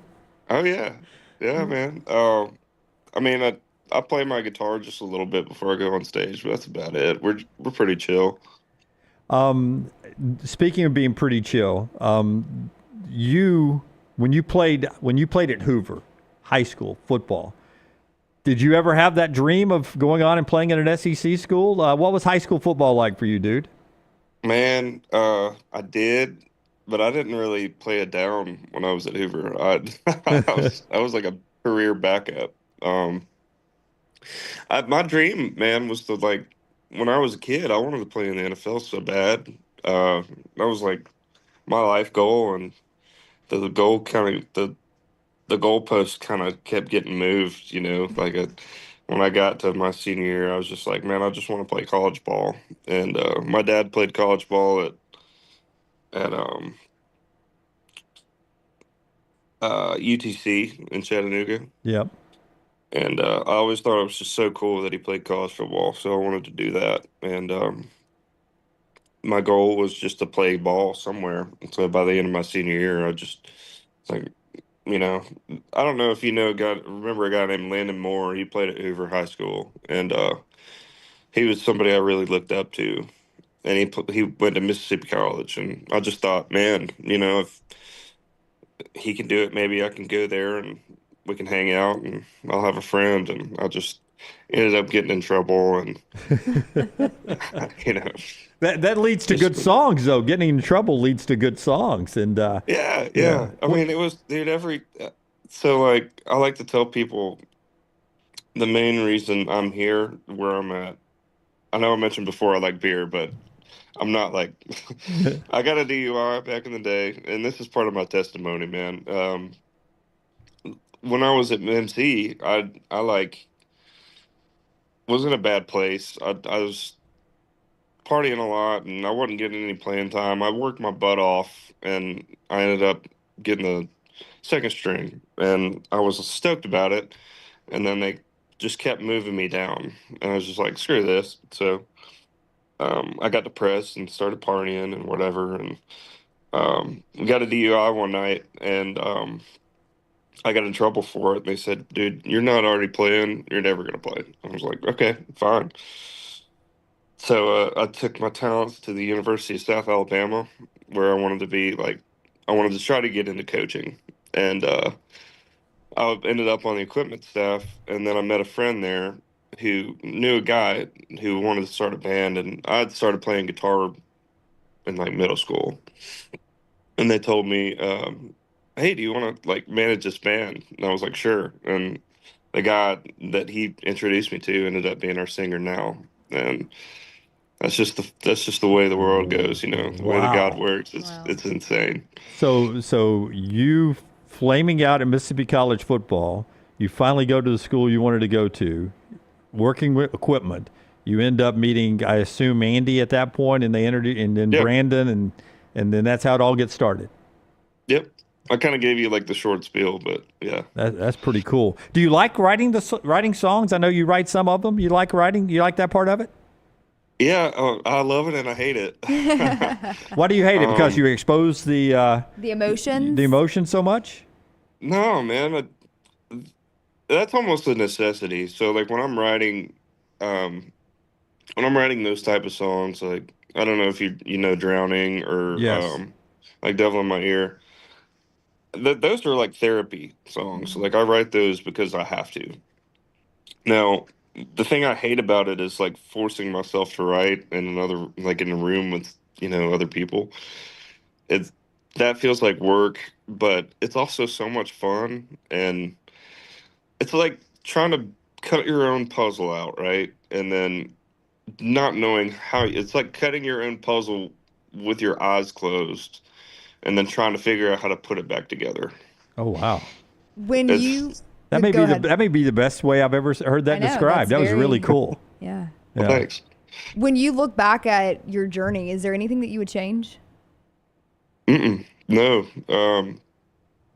I would have got my butt in gear sooner for my wife, but she told me to grow up at some point, and I was like, got it, 10-4. Yeah, I would have probably tried to grow up sooner. But. Yeah. Mine did that yesterday. It was our 27th anniversary, and she told me to grow up. And so tell your wife that there's still hope for you. That if you haven't made it 27 years yet, if she's still telling you that in 27 years, then maybe she's got a problem. Do they go on the road with you a lot? The wives and girlfriends? Yeah. They do the cool stuff, which is, I don't blame them. But yeah, they come out a lot. Like we did Australia for like 3 weeks. They were out there for all 3 weeks, and they're coming to Europe in October. Canada, some of them came to Canada. They come for all the cool stuff. Yeah. Okay, you mentioned Europe in October. That's prime football viewing windows. How are you going to balance the tour and keeping up with what's going on down here? Well, I guess I'll just have to use my phone. Yeah, but see, I think it'll work out time-wise where I get the feeling you'll be awake at God knows what time in the morning while they're playing. Game day ends, they put the headgear on, and then you're able to watch the games while you have a cold beer before you go to sleep. Yeah. The thing I hate about being a musician is that tour season is always during the summer and the fall. So I can never catch a football game. Yeah, that does suck. I'm going to get to catch the Iron Bowl. Nice. And that's in person? I get to actually, I get to actually go to that one. That's the only game that I can actually catch this year. So they want to know in the chat room, you grow up an Auburn or Alabama fan? You know. Big Auburn. Big Auburn fan. Okay. Yeah. My mom was a majorette there in like 85. Nice. Oh, wow. That's great. So I grew up going to all the games, and my dad was a huge Alabama fan, so there was a big tussle for a long time, but I put my cap on, Yeah. So what do you think about Hugh Freeze and them this year? You think they can take a step forward? I think so, man. I think the recruiting this past year has been really good. I'm excited to see how Jackson does. Yeah, I got to see their spring game, and Deuce looked pretty good for a freshman. And I don't really know much about the other players, but I'm excited to see what happens at quarterback because we've needed one really bad. Do you find yourself, because as a sportscaster, I've always wanted to be in a rock band. I've always wanted to sing and play guitar. Did you ever want to be a sportscaster? You ever want to do broadcast or anything like that? Because I would cut off an arm to be able to do what you guys do. Well, that's funny because one of the first things I remember saying when I was younger, like when my parents made me decide, like, what do you want to do with your life? And I wanted to be a sports journalist. So it was probably up until like middle school or high school. And then I decided I want to be a doctor for some reason. that didn't really work out. But I've always loved writing and talking mess about sports, Yeah. So you grew up in the Rick Carley, Mike Rada, Ken Lass, Jim Dunaway days in Birmingham, yes, right? Sir. Yeah. Yes, sir. Yeah. All right, man. I appreciate you. I'm dying to know, when you wake up at 11 o'clock, do you go get breakfast? Is there breakfast to get, or do you just you eat lunch when you wake up? Like, what kind of food do you eat in the morning? Well, I'm fasting, so I start eating like at 12 or 1. So I try to eat breakfast for lunch. Yeah. If I can pull it off. If you can find it somewhere. You're fasting. Well, good luck with that, man. I'm down like 35 pounds. It's not bad. Nice. I'm down a couple as well. You can't tell from the set, but in this baggy thing on. Well, safe travels, man. And next time you're in town, I'm sure I will not hit you up for backstage passes or anything like that. So now that you've answered a message from me. You're awesome. I love the music. Everybody loves the music, and congratulations on your success. Well, a lot of us are cheering for you. Thank you so much, man. I'm glad that I made it in time because I was like, crap. when I woke up. That's okay. Totally understand. Thank you, buddy. Have a great day, okay? All right, man. Thanks, y'all. Okay, that's the great Drew Nix. Guitar, vocals, harmonica, writes the songs. Some of them there with the Red Clay Strays, and just a unique sound and a lot of great success for them right now. Our friends at Breakline and hopes you enjoy success with them by wearing their shades, whether you're on the golf course or whether you're on the lake fishing or maybe just riding down the road. You can get the great-looking sunglasses that are light and durable. The lenses are made of molded, polarized Tribex lenses that makes them unbeatable. See them for yourselves at Deep South Outfitters. You can touch them, try them on, or you can order them online anywhere in the world right there at BreaklineOptics.com, BreaklineOptics.com. So good catching up with him. Always a backup at Hoover High School. You can play college ball as a backup at Hoover back in the day. They were one of those elite high schools, sort of what Thompson has been the last few years. That's what Hoover was during Drew's time there. Chat room, I hope some of you, if you have not tried Red Clay Strays out, give them a try. I've had a chance to see them in concert and listen to their music all the time. It is good, sort of a southern rock feel for me. Nice. I'll need to check them out. Yeah, it's a good sound. I like it a lot. All right, couple more things to get to before we get to break, and Tyler's got our trash for us a little bit later on today, coming up in a bit. We were talking about the preseason polls earlier and who we think will be number one. We've talked about the Alabama quarterback race. You've been in Tuscaloosa and Auburn. Yeah. Is there a position battle that's going on right now that you find interesting, or do you feel like both teams are pretty set going into the season on who their 11 are, except maybe at quarterback in Tuscaloosa? I mean, I feel like quarterback is definitely the story kind of in both places. I'm sure there's some position battles that are taking place that aren't coming to mind right now, and once I see them, like, oh yeah. But right now, I feel like that's what I'm looking at the most. And with Jackson Arnold specifically, I want to see what the team chemistry is like. I want to see how he interacts with the different receivers. And I saw some of that when I was there on Wednesday, just some camaraderie. And you may ask, well, why do you want to see that? And it's because I haven't heard a lot about it. Right. I haven't heard a lot about Auburn's buy-in. I haven't heard a lot about how, the team chemistry is. I've seen that they're expectant, but how does that translate to the field? Whereas with Alabama, I am seeing that. And part of that does help that I had that series of interviews with those players. So I was able to firsthand kind of see that in a time that we weren't getting much information. Well, you earlier, when we were talking about Brandon Marcello's comment yesterday on our show, and you can see that wherever you get our podcasts or listen those wherever you get them downloaded at Spotify, soon to be on Apple again, and everywhere else. You were questioning Billy Napier's future. Yeah. Tyler, if you'll give me cut 5 and then cut 6. Florida camp is ongoing, and you mentioned DJ Lagway's health. So Billy Napier, of course, gets asked about his quarterback, DJ Lagway, and is he injury prone? Is he going to miss time? What's happening with the lower leg injury? What about his shoulder? All this stuff that Billy Napier is answering about his QB1.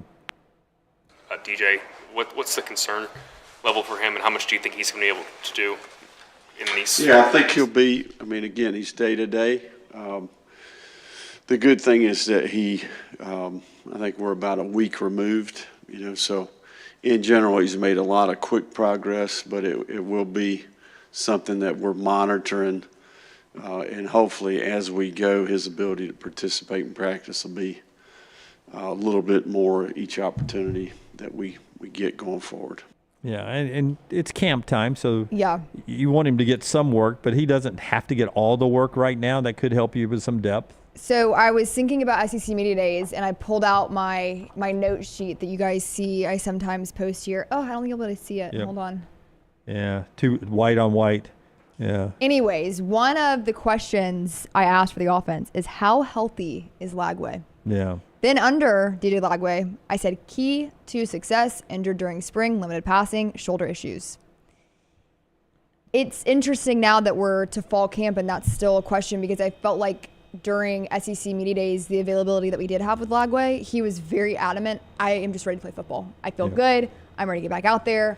I just want to play football. Yeah. And now he's dealing with another issue. And so, you know, I don't know how I feel about Florida. I think that they are talented. I think that the way they handled that schedule last season, and they have a similar one this season, I want to be bought in, but I feel like so much rides on Lagway that it's hard to feel like Billy Napier's job is secure this time in a couple months. Again, Marcello said yesterday he thinks as many as five SEC coaches could get the boot. He said that on our show yesterday. Didn't necessarily name any names.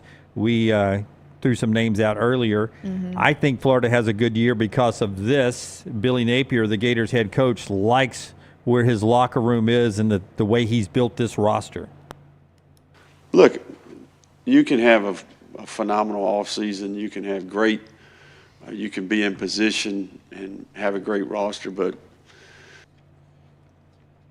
you got to go put the ball down and play, you know. So I think reality is that we've got to go earn it on the field, you know, and I think ultimately I'm focused on getting this team ready to do that. So I love the intangibles of the group.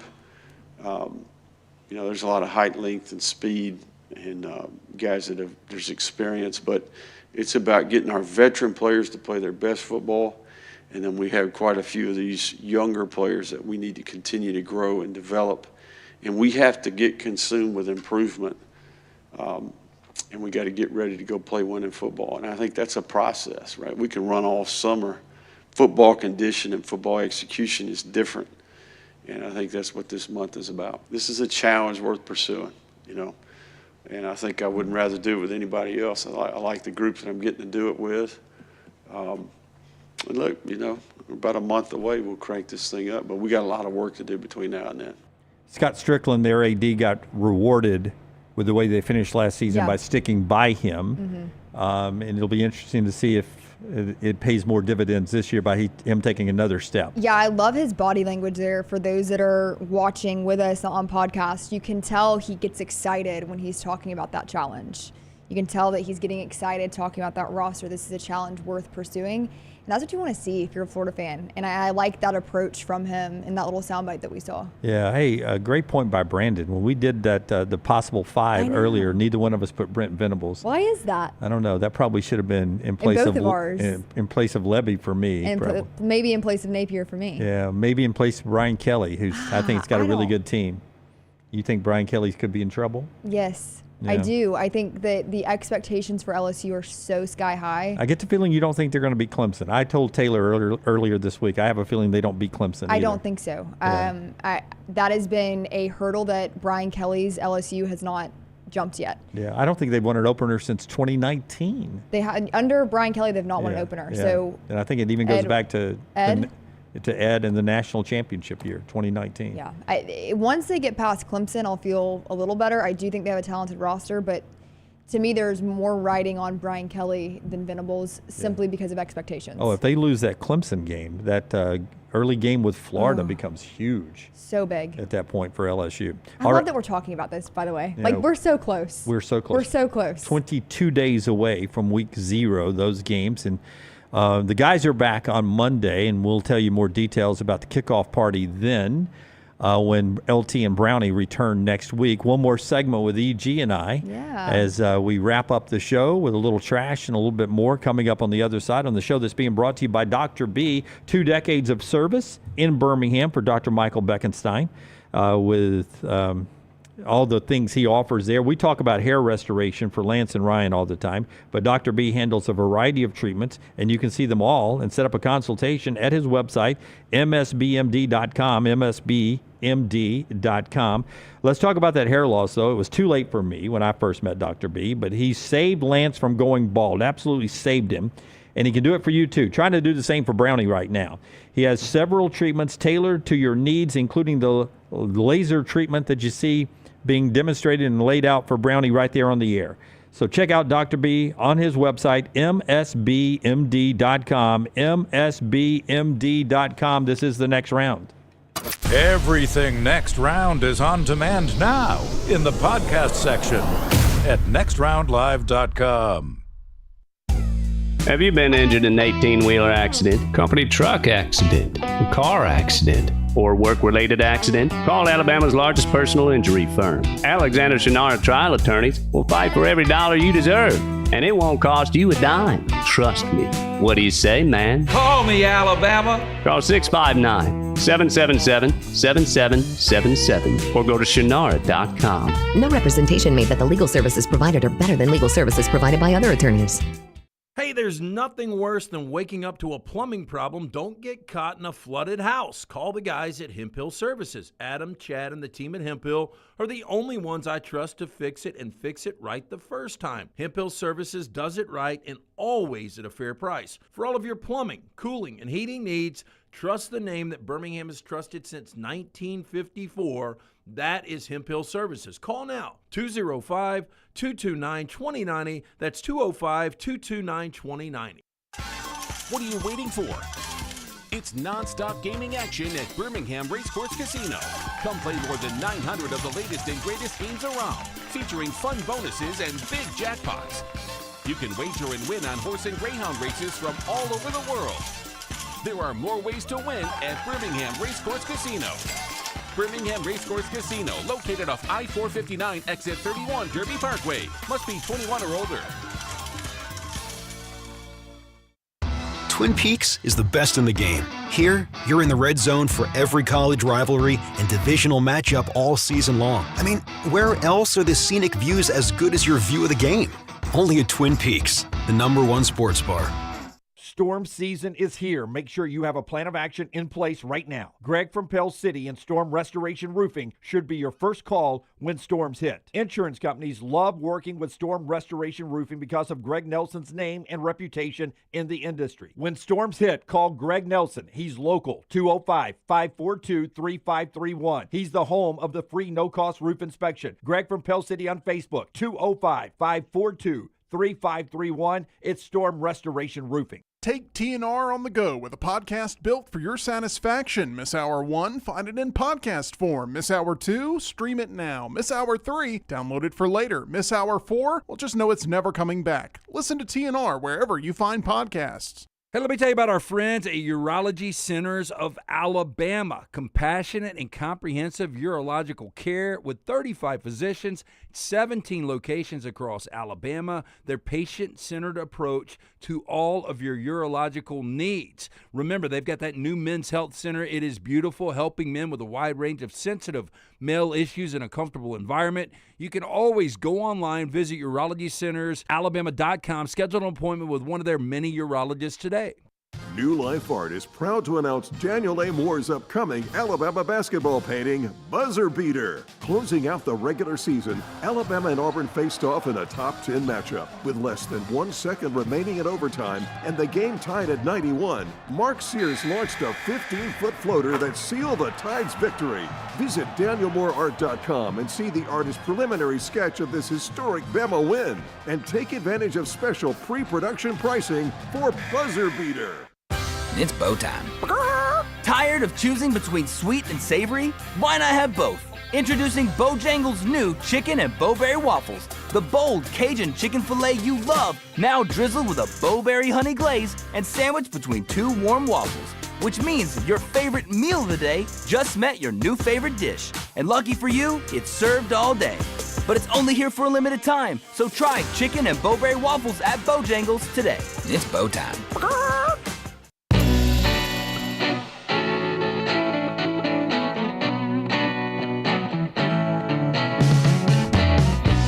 Hey, back with you on the next round. As always, this hour brought to you by Champy's Chicken.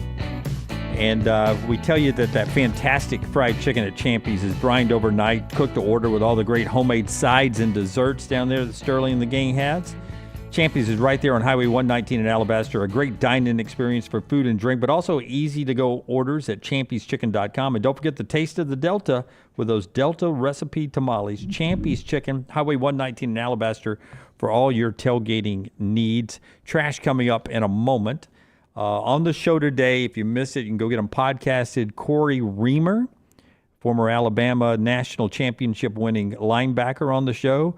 Tom Hart, SEC Network, ESPN on the show. Nick Kelly, about an hour ago from AL.com, talking Bama football. And we just talked with Auburn fan, found out he's an Auburn fan from Red Clay Strays, Drew Nix, guitarist and songwriter, vocalist there for the Red Clay Strays, all on the show today. Trying to remember who else we've had on the show this week. Danny Cannell on the show. Yep. A couple of other folks you can go check out. Taylor Tannenbaum. Taylor Tannenbaum was there talking ACC Network and a bunch of others. Rosie Langello from WSFA. So a bunch of people this week, some new voices. I try not to, one thing I try to do when Brown's on vacation and I'm doing the booking is I try not to, jump into his pool of guests so that when he comes back on vacation, it's a little easier for him the first few days. That's nice. I've always had that mindset of trying to help him out a little. Selfless. Help him out a little bit. So, because, if I did all the regulars, then he would come back and on Sunday night, he'd be scrambling like, who can we have on Monday or Tuesday or Wednesday? Try to get different people not out of his book so that it's easier on him when he gets back from vacation. Well, I think, too, I don't know about you guys in the chat, but that probably is a nice variation, too, to get some new voices in here. Yeah.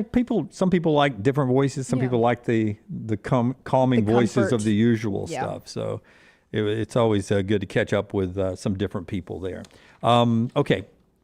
One question I wanted to ask you, because we tossed a couple of topics around early on. She goes, I've been watching these practices this week, and I've watched different position coaches, and I think I know what position I want to coach. Yeah.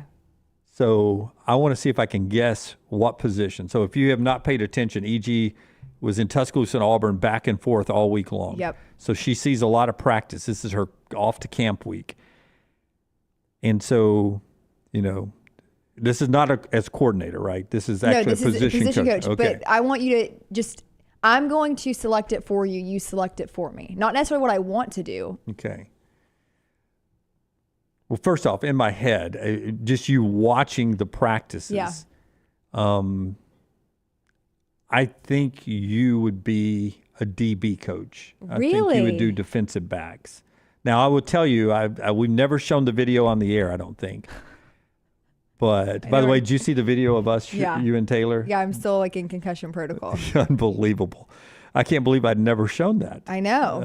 I know. I don't know where I went. We recorded it that day. I don't even know if y'all have it. No. I need to send it to you guys. But that was a hard hit. But you ran a route last year at SEC Media Days. Yeah. So you got a little receiver vibe to you, but I put you at the DB. Am I wrong? I said wide receivers for myself.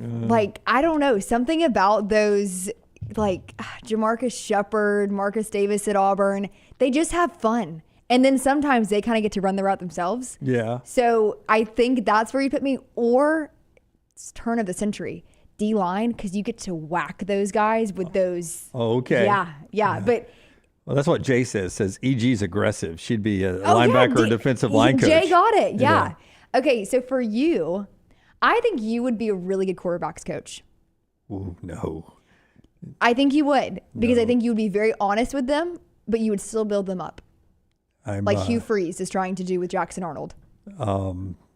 I think I would be a horrible quarterback coach because I'm too emotional.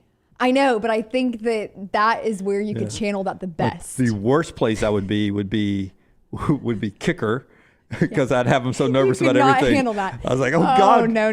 Oh, God, you got to go out and kick the game-winning field goal. But I'd be horrible at kicker. Quarterbacks, I think you'd be a good sounding board for them. Yeah. Now, I think that you I do. I'm a good listener. You're a good listener, so I think you could really process through things. Now, position-wise, and I love to build people up. Exactly. Yeah. I think you would play. I think Jim Dunaway would make an excellent kicker. No leg strength. I played wide receiver. You did? Until ninth grade. I don't mean to laugh. Yeah, through ninth grade football. I was a wide receiver. I would want to be. I used to be faster. Okay, noted. Yeah. Naturally. Yeah. Okay, what position would I play? I've seen you run routes. I think you'd play wide receiver. I kind of want to be a safety. Safety. Okay, so I got it backwards. Yeah. Mm-hmm. Special teams, says Tyler for me. Special teams for Dunaway. Yes. Yeah. For me, I'm in my right place. I am a media person. That's about. I think we both are in a good space. You won't see either of us suiting up. Shockingly, right? Yeah. No, I've told the story once on the air, maybe twice. I quit spring ball going into 10th grade year because Larry Simmons was our coach. He'd go on with that group of guys to win a state championship. But basically against the varsity, I'm running routes and I'm doing like 5-yard curls, and the varsity starting DBs are just lighting me up. And they're like, and me, I've got an opinion about everything. I was like, Coach, let's run different routes so they don't know what we're running, because the route was a 5-yard curl, and everybody was in a line, and we'd run a 5-yard curl, and whoever was on the other side knew it was a 5-yard curl, and they'd just light you up. I was getting hit in the back every time, and I'm like, this is no fun. Not fun. Yep. And I couldn't jump rope. And you couldn't jump rope, yeah, really? Still can. Did you not develop that skill? Yeah. And in the off season, back then, they didn't let you do fake jump ropes. You had to actually jump rope, and they would just cuss me out during workouts. Come on, Dunaway. Forrester's cracking me up.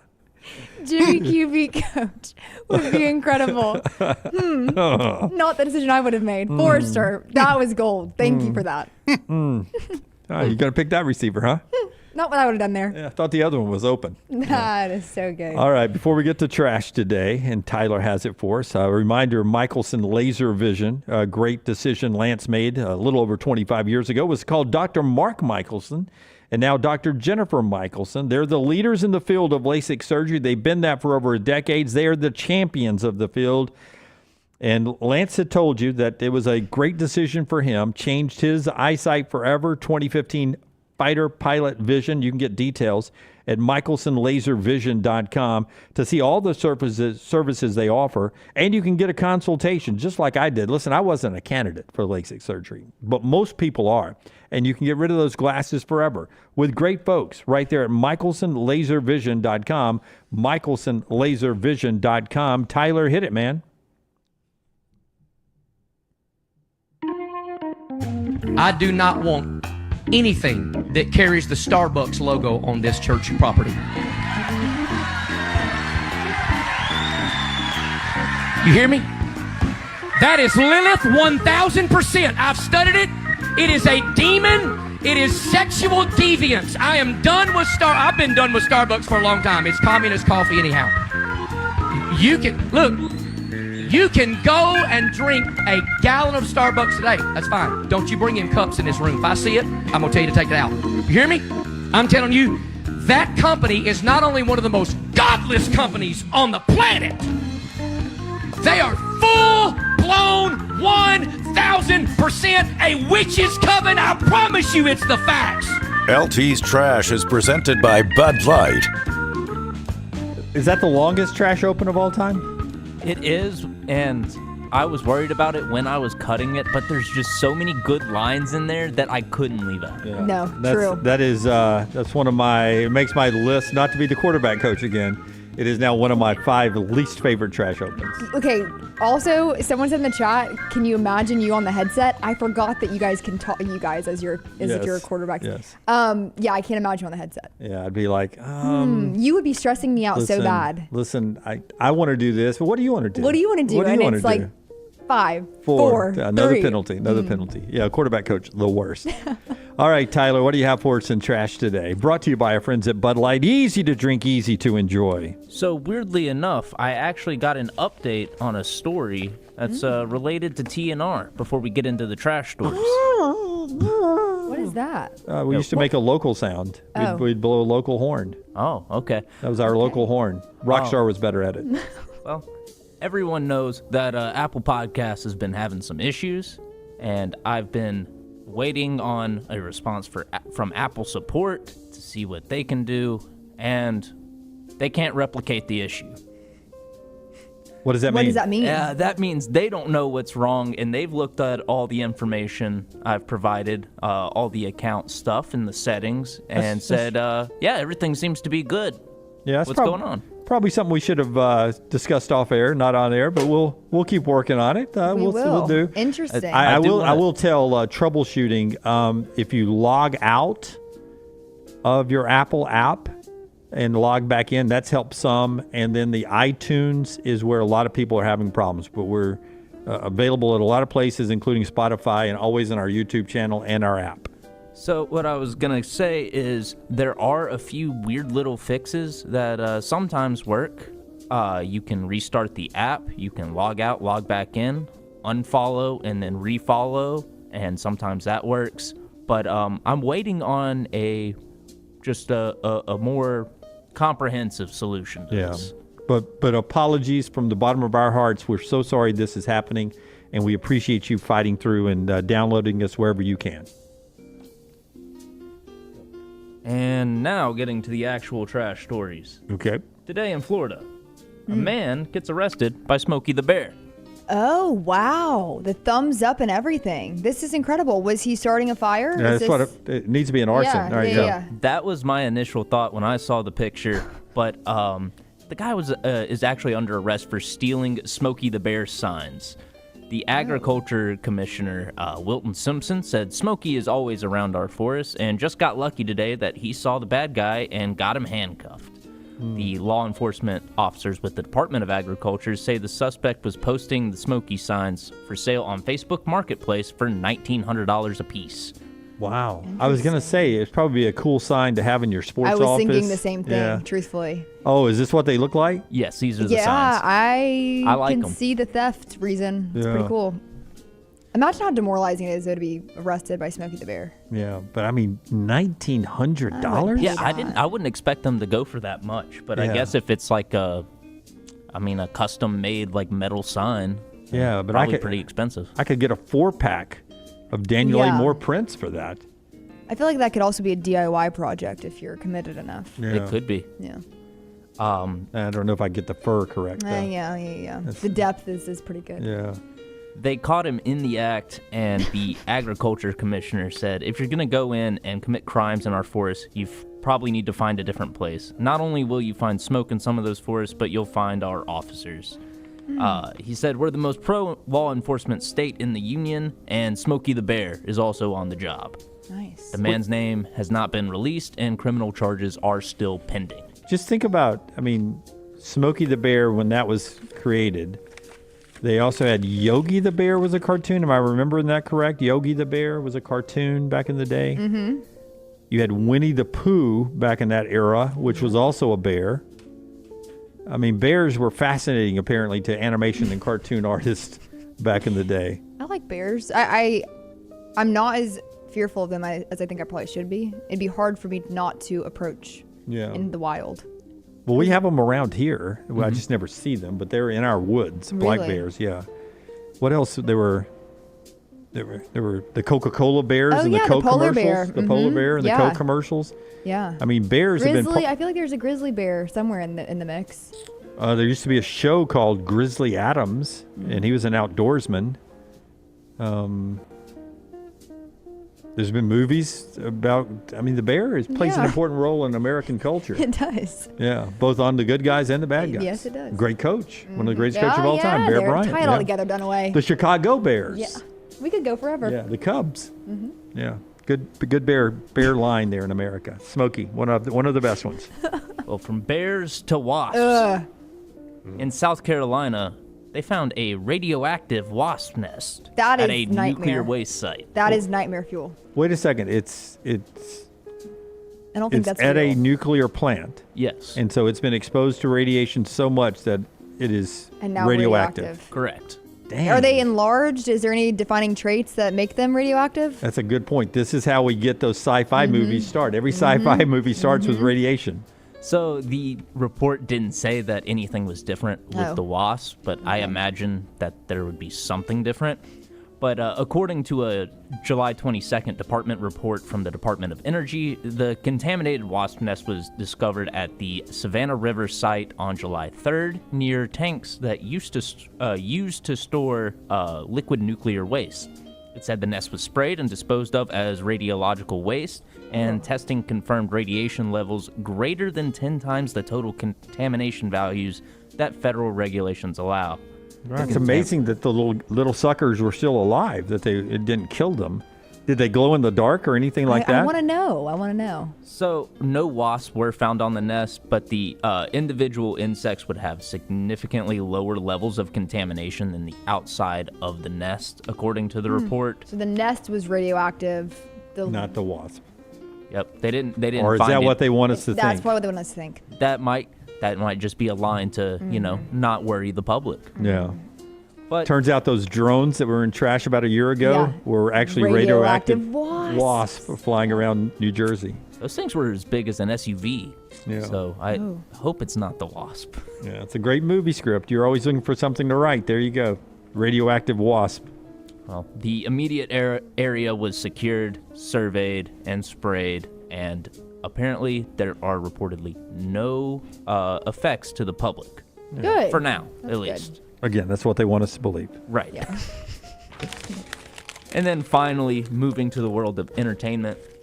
I've always been a fan of old cartoons. Do you guys like old cartoons? I do enjoy, we talked about it earlier this week, Coyote and Roadrunner, the Battle with Acme. That's coming to the big screen soon.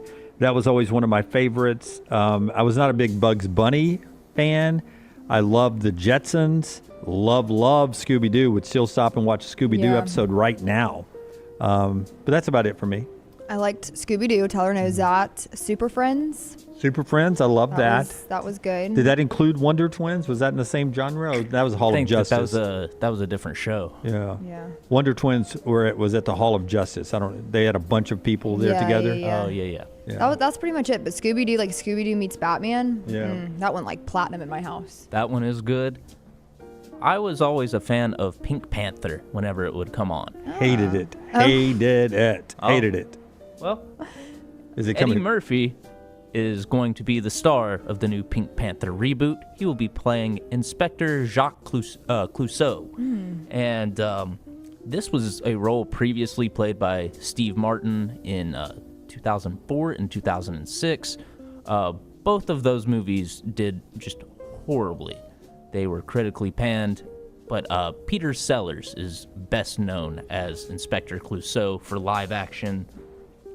Yeah, that was back in, what, the 70s maybe? Yeah, that was 1963. Oh, 60s, wow. Yeah. A long time ago. No, never a big fan of Pink Panther, but I like Eddie Murphy. I could see where it'd be fun. The Pink Panther doesn't talk, though, right? No, Pink he's Panther silent. doesn't talk. Oh, really? Yeah. I didn't realize that. Yeah, he's silent. He's like a college mascot on the sidelines. That's a good comparison. He doesn't talk. Eddie Murphy, though, pretty good at most of the stuff he does. Could this be his worst role ever, maybe? Ooh, I don't know about that. There's been some bad roles. Norbit is notoriously bad. He's also got Shrek 5 coming out, and I don't have much faith in that because of how they've butchered the animation. Okay, Chris Rock is the donkey, right? No, Eddie Murphy is also donkey. Chris Rock is in Madagascar. Yeah, he plays the zebra in Madagascar. So Eddie Murphy is the donkey. Yes. Yeah. Okay. Has there been a bad Shrek yet? I don't think there's been a bad Shrek yet, has it? I wasn't a big fan of Shrek 3. I didn't like Shrek 3. Okay. He was in Daddy Daycare, too. Yeah. Yep. I like Shrek now. Shrek's, I didn't put that in the cartoon category. It's an animated movie, but I'm a big fan of Shrek. Big fan of all the Toy Stories. Those were good. Toy Story 5 also in development. Oh, wow. Well, why not go back to the well, man? Yeah. Keep it coming. Daddy needs to eat. Daddy needs to eat. All right. Pepe Le Pew. Hated that one. I was never a fan of Pepe Le Pew either. Yeah. Didn't know that existed. Because he was just weird. He was a little bit of probably should have been arrested for being too aggressive with women. He got canceled a few years back, actually. Yeah. He got removed from Space Jam 2. Yeah. Yikes. Like the female skunks. An animated character got canceled? Oh, yeah. Yeah. Well, I mean, he was very aggressive in his approach of trying to woo women. Oh, they were always saying persistent. Always saying no, and he would not take no for an answer. Old Pepe Le Pew. Always a stinky situation in the end with old Pepe Le Pew. That's Trash Today, brought to you in part by friends at Bud Light. Easy to drink, easy to enjoy. Couple of things before we get out of here. But first, let me tell you about the folks at Hemp Hill Services. There for all of your plumbing, heating, and cooling needs. They are a trained dealer, and they have financing available to help you out as well. I love the fact that the great folks at Hemp Hill have 24 hours a day, 7 days a week emergency service on standby. Man, if you've got water coming out of your walls, or if it's 100 degrees and your air conditioning is not working in the middle of the night, or on a Sunday, or on a Saturday, they're there for you. 205-229-2090, 205-229-2090, or schedule an appointment at hemphillservices.com. They are fast. They can diagnose any problem, and they can repair it almost always the same day. Great guys that Birmingham has trusted since 1954. It's our friends at Hemp Hill Services, hemphillservices.com. We started the show talking about football returning last night. Hemp Hill always brings you Lance's Lock as well. We told you about that earlier. You can get the football season signed up for right now at lanceslock.com. Trey Lance looking good last night. Everybody raving, if you're an Auburn fan, about Keandre Lambert-Smith and the job he did. Most players in the Hall of Fame inductions happened this weekend. I don't know the whole list. I can pull it up while you think about this. But of the NFL franchises, who, I know the answer, the number one answer, which franchise has the most players? Think about it in the chat room. Byron liked Foghorn and Leghorn, back to the cartoons. Brian was a Johnny Quest fan back in the day. Two of those, Foghorn, Leghorn, okay. Johnny Quest, I never liked any. It's all time. Yeah. All time. This is all time in the Hall of Fame of a franchise. We really don't even have a basis. Well, it's not the Panthers and Seahawks and things like that. So you go Patriots. Or Packers. Forrester, you got a guess? By franchise, Hall of Fame, most in the which franchise has the most players in the Pro Football Hall of Fame? Wouldn't it be the Packers? I said Packers. My number 2 answer. Packers is a good guess. It's the Chicago Bears. Oh. 41 players. Final Four Troy had mine. I would go the Steelers. Morgan got it right. It's the Chicago Bears. Kyle went Green Bay. A lot of Pittsburghs there. Packers. Pittsburgh was my guess because that whole roster from the 70s that won 4 Super Bowls, offense and defense, that whole team, they're starting 11 on each side of the ball, I think, is in the Hall of Fame. I don't think there's a player not in the Hall of Fame that started for those great teams of Pittsburgh. So, and they got that number to 24 instantly for me right there. So I thought that was an interesting thing. Hall of Fame inductions this weekend. Have you ever been to the Pro Football Hall of Fame or the Baseball Hall of Fame in Canton? I've been to the Baseball Hall of Fame, and I've also been to Cooperstown. I guess that's... That is, it's Cooperstown. Cooperstown is baseball. Canton is pro football. Canton is pro football, yeah. So I have been to Cooperstown. And it was back in 2017, 2018. Great experience. Tom was talking about that. If you're a baseball fan, it's a must-see. My brother, I want to say, also played in Cooperstown because they do the Little League tournaments there. But it was a great trip. We'll leave you with this question. Most iconic watches in sports in your lifetime. The most iconic players that was must-see TV for you in your lifetime. I can't come up with a fourth one, but if I ask you to name me 4 athletes that you always wanted to or have to stop and watch in your lifetime, I'll give you my 3, and I can't think of a fourth one. Okay. For me, it was always Michael Jordan, even though I wasn't a Bulls fan. I wanted to stop and watch him anytime. Barry Bonds, wasn't not a huge fan of the Giants or Bonds, but when he was hitting those home runs, I would stop and watch Bonds all the time. And then Tiger Woods. Tiger Woods was must see for me. But I can't, in the great Mount Rushmore of things where you've got 4, I can't come up with somebody that meets that list that was must see for me. Kobe would be the basketball. Kobe for you. Tiger. Doesn't have to be different sports, but it could be all the same sports. But Tiger. And then recently it'd be Shohei. Shohei for you? Yeah. Do you struggle with a fourth as well, or? Kobe was a good one. Yeah. I don't think I appreciated Kobe's greatness enough. Yeah. Shohei would be good for me right now. Shohei would be good for right now. In the chat room, Robert goes Jordan, Barry Bonds, Tiger, Larry Bird for Barry. Mm-hmm. Jack Nicklaus. I saw on TikTok the other night that at the end of a road trip, and then they showed the highlights of the game. Have you seen this one by chance? That Larry Bird told his teammates that it was a game at Portland. Tonight I'm going to play left-handed. And then in the highlights, like he shot every layup, every jump shot, everything was left-handed. Wow. His passes were left-handed. He caught the ball left-handed. Imagine being so great that you could go out there and say, "Hey, tonight," and so bored with your greatness that on the end of a long road trip, you could say to yourself, tonight I'm going to do it left-handed. Who I remember my peers really admiring for Meyer would be Johnny Manziel. It was like, we got to watch what Johnny Manziel's doing. Manziel's a good one. When he was playing, those 2 years, because they were never out of a game. Yeah. Iverson's over there. Ken Griffey Jr.'s over there. Kyle goes very Alabama. Bryce Young, Devontae Smith, Derrick Henry, Mark Ingram. A lot of those. Hey, thank you to Taylor all week and to EG today, and you joining us all week. Really thank you to Forrester and Tyler behind the glass. Extra work by them this week. And for all of you for viewing and listening all week long, thank you guys very much. The guys are back on Monday after a well-deserved vacation, re-energized, ready to go for football season. So on Monday at 9 a.m. Central, LTD&B back together again, counting you down to football. We're 22 days away, so 19 days on Monday. Thank goodness. Well, Dunaway, thank you for having me. It was good to be back in studio. I haven't been in this role in a second. So well, hopefully you'll be at some camps again next week. Yeah, we closed it out well, and thank you guys for listening and kind of being flexible with us as we put together some shows this week. Yeah, hope you enjoyed the guest list. Until next time, God bless you, and God bless America.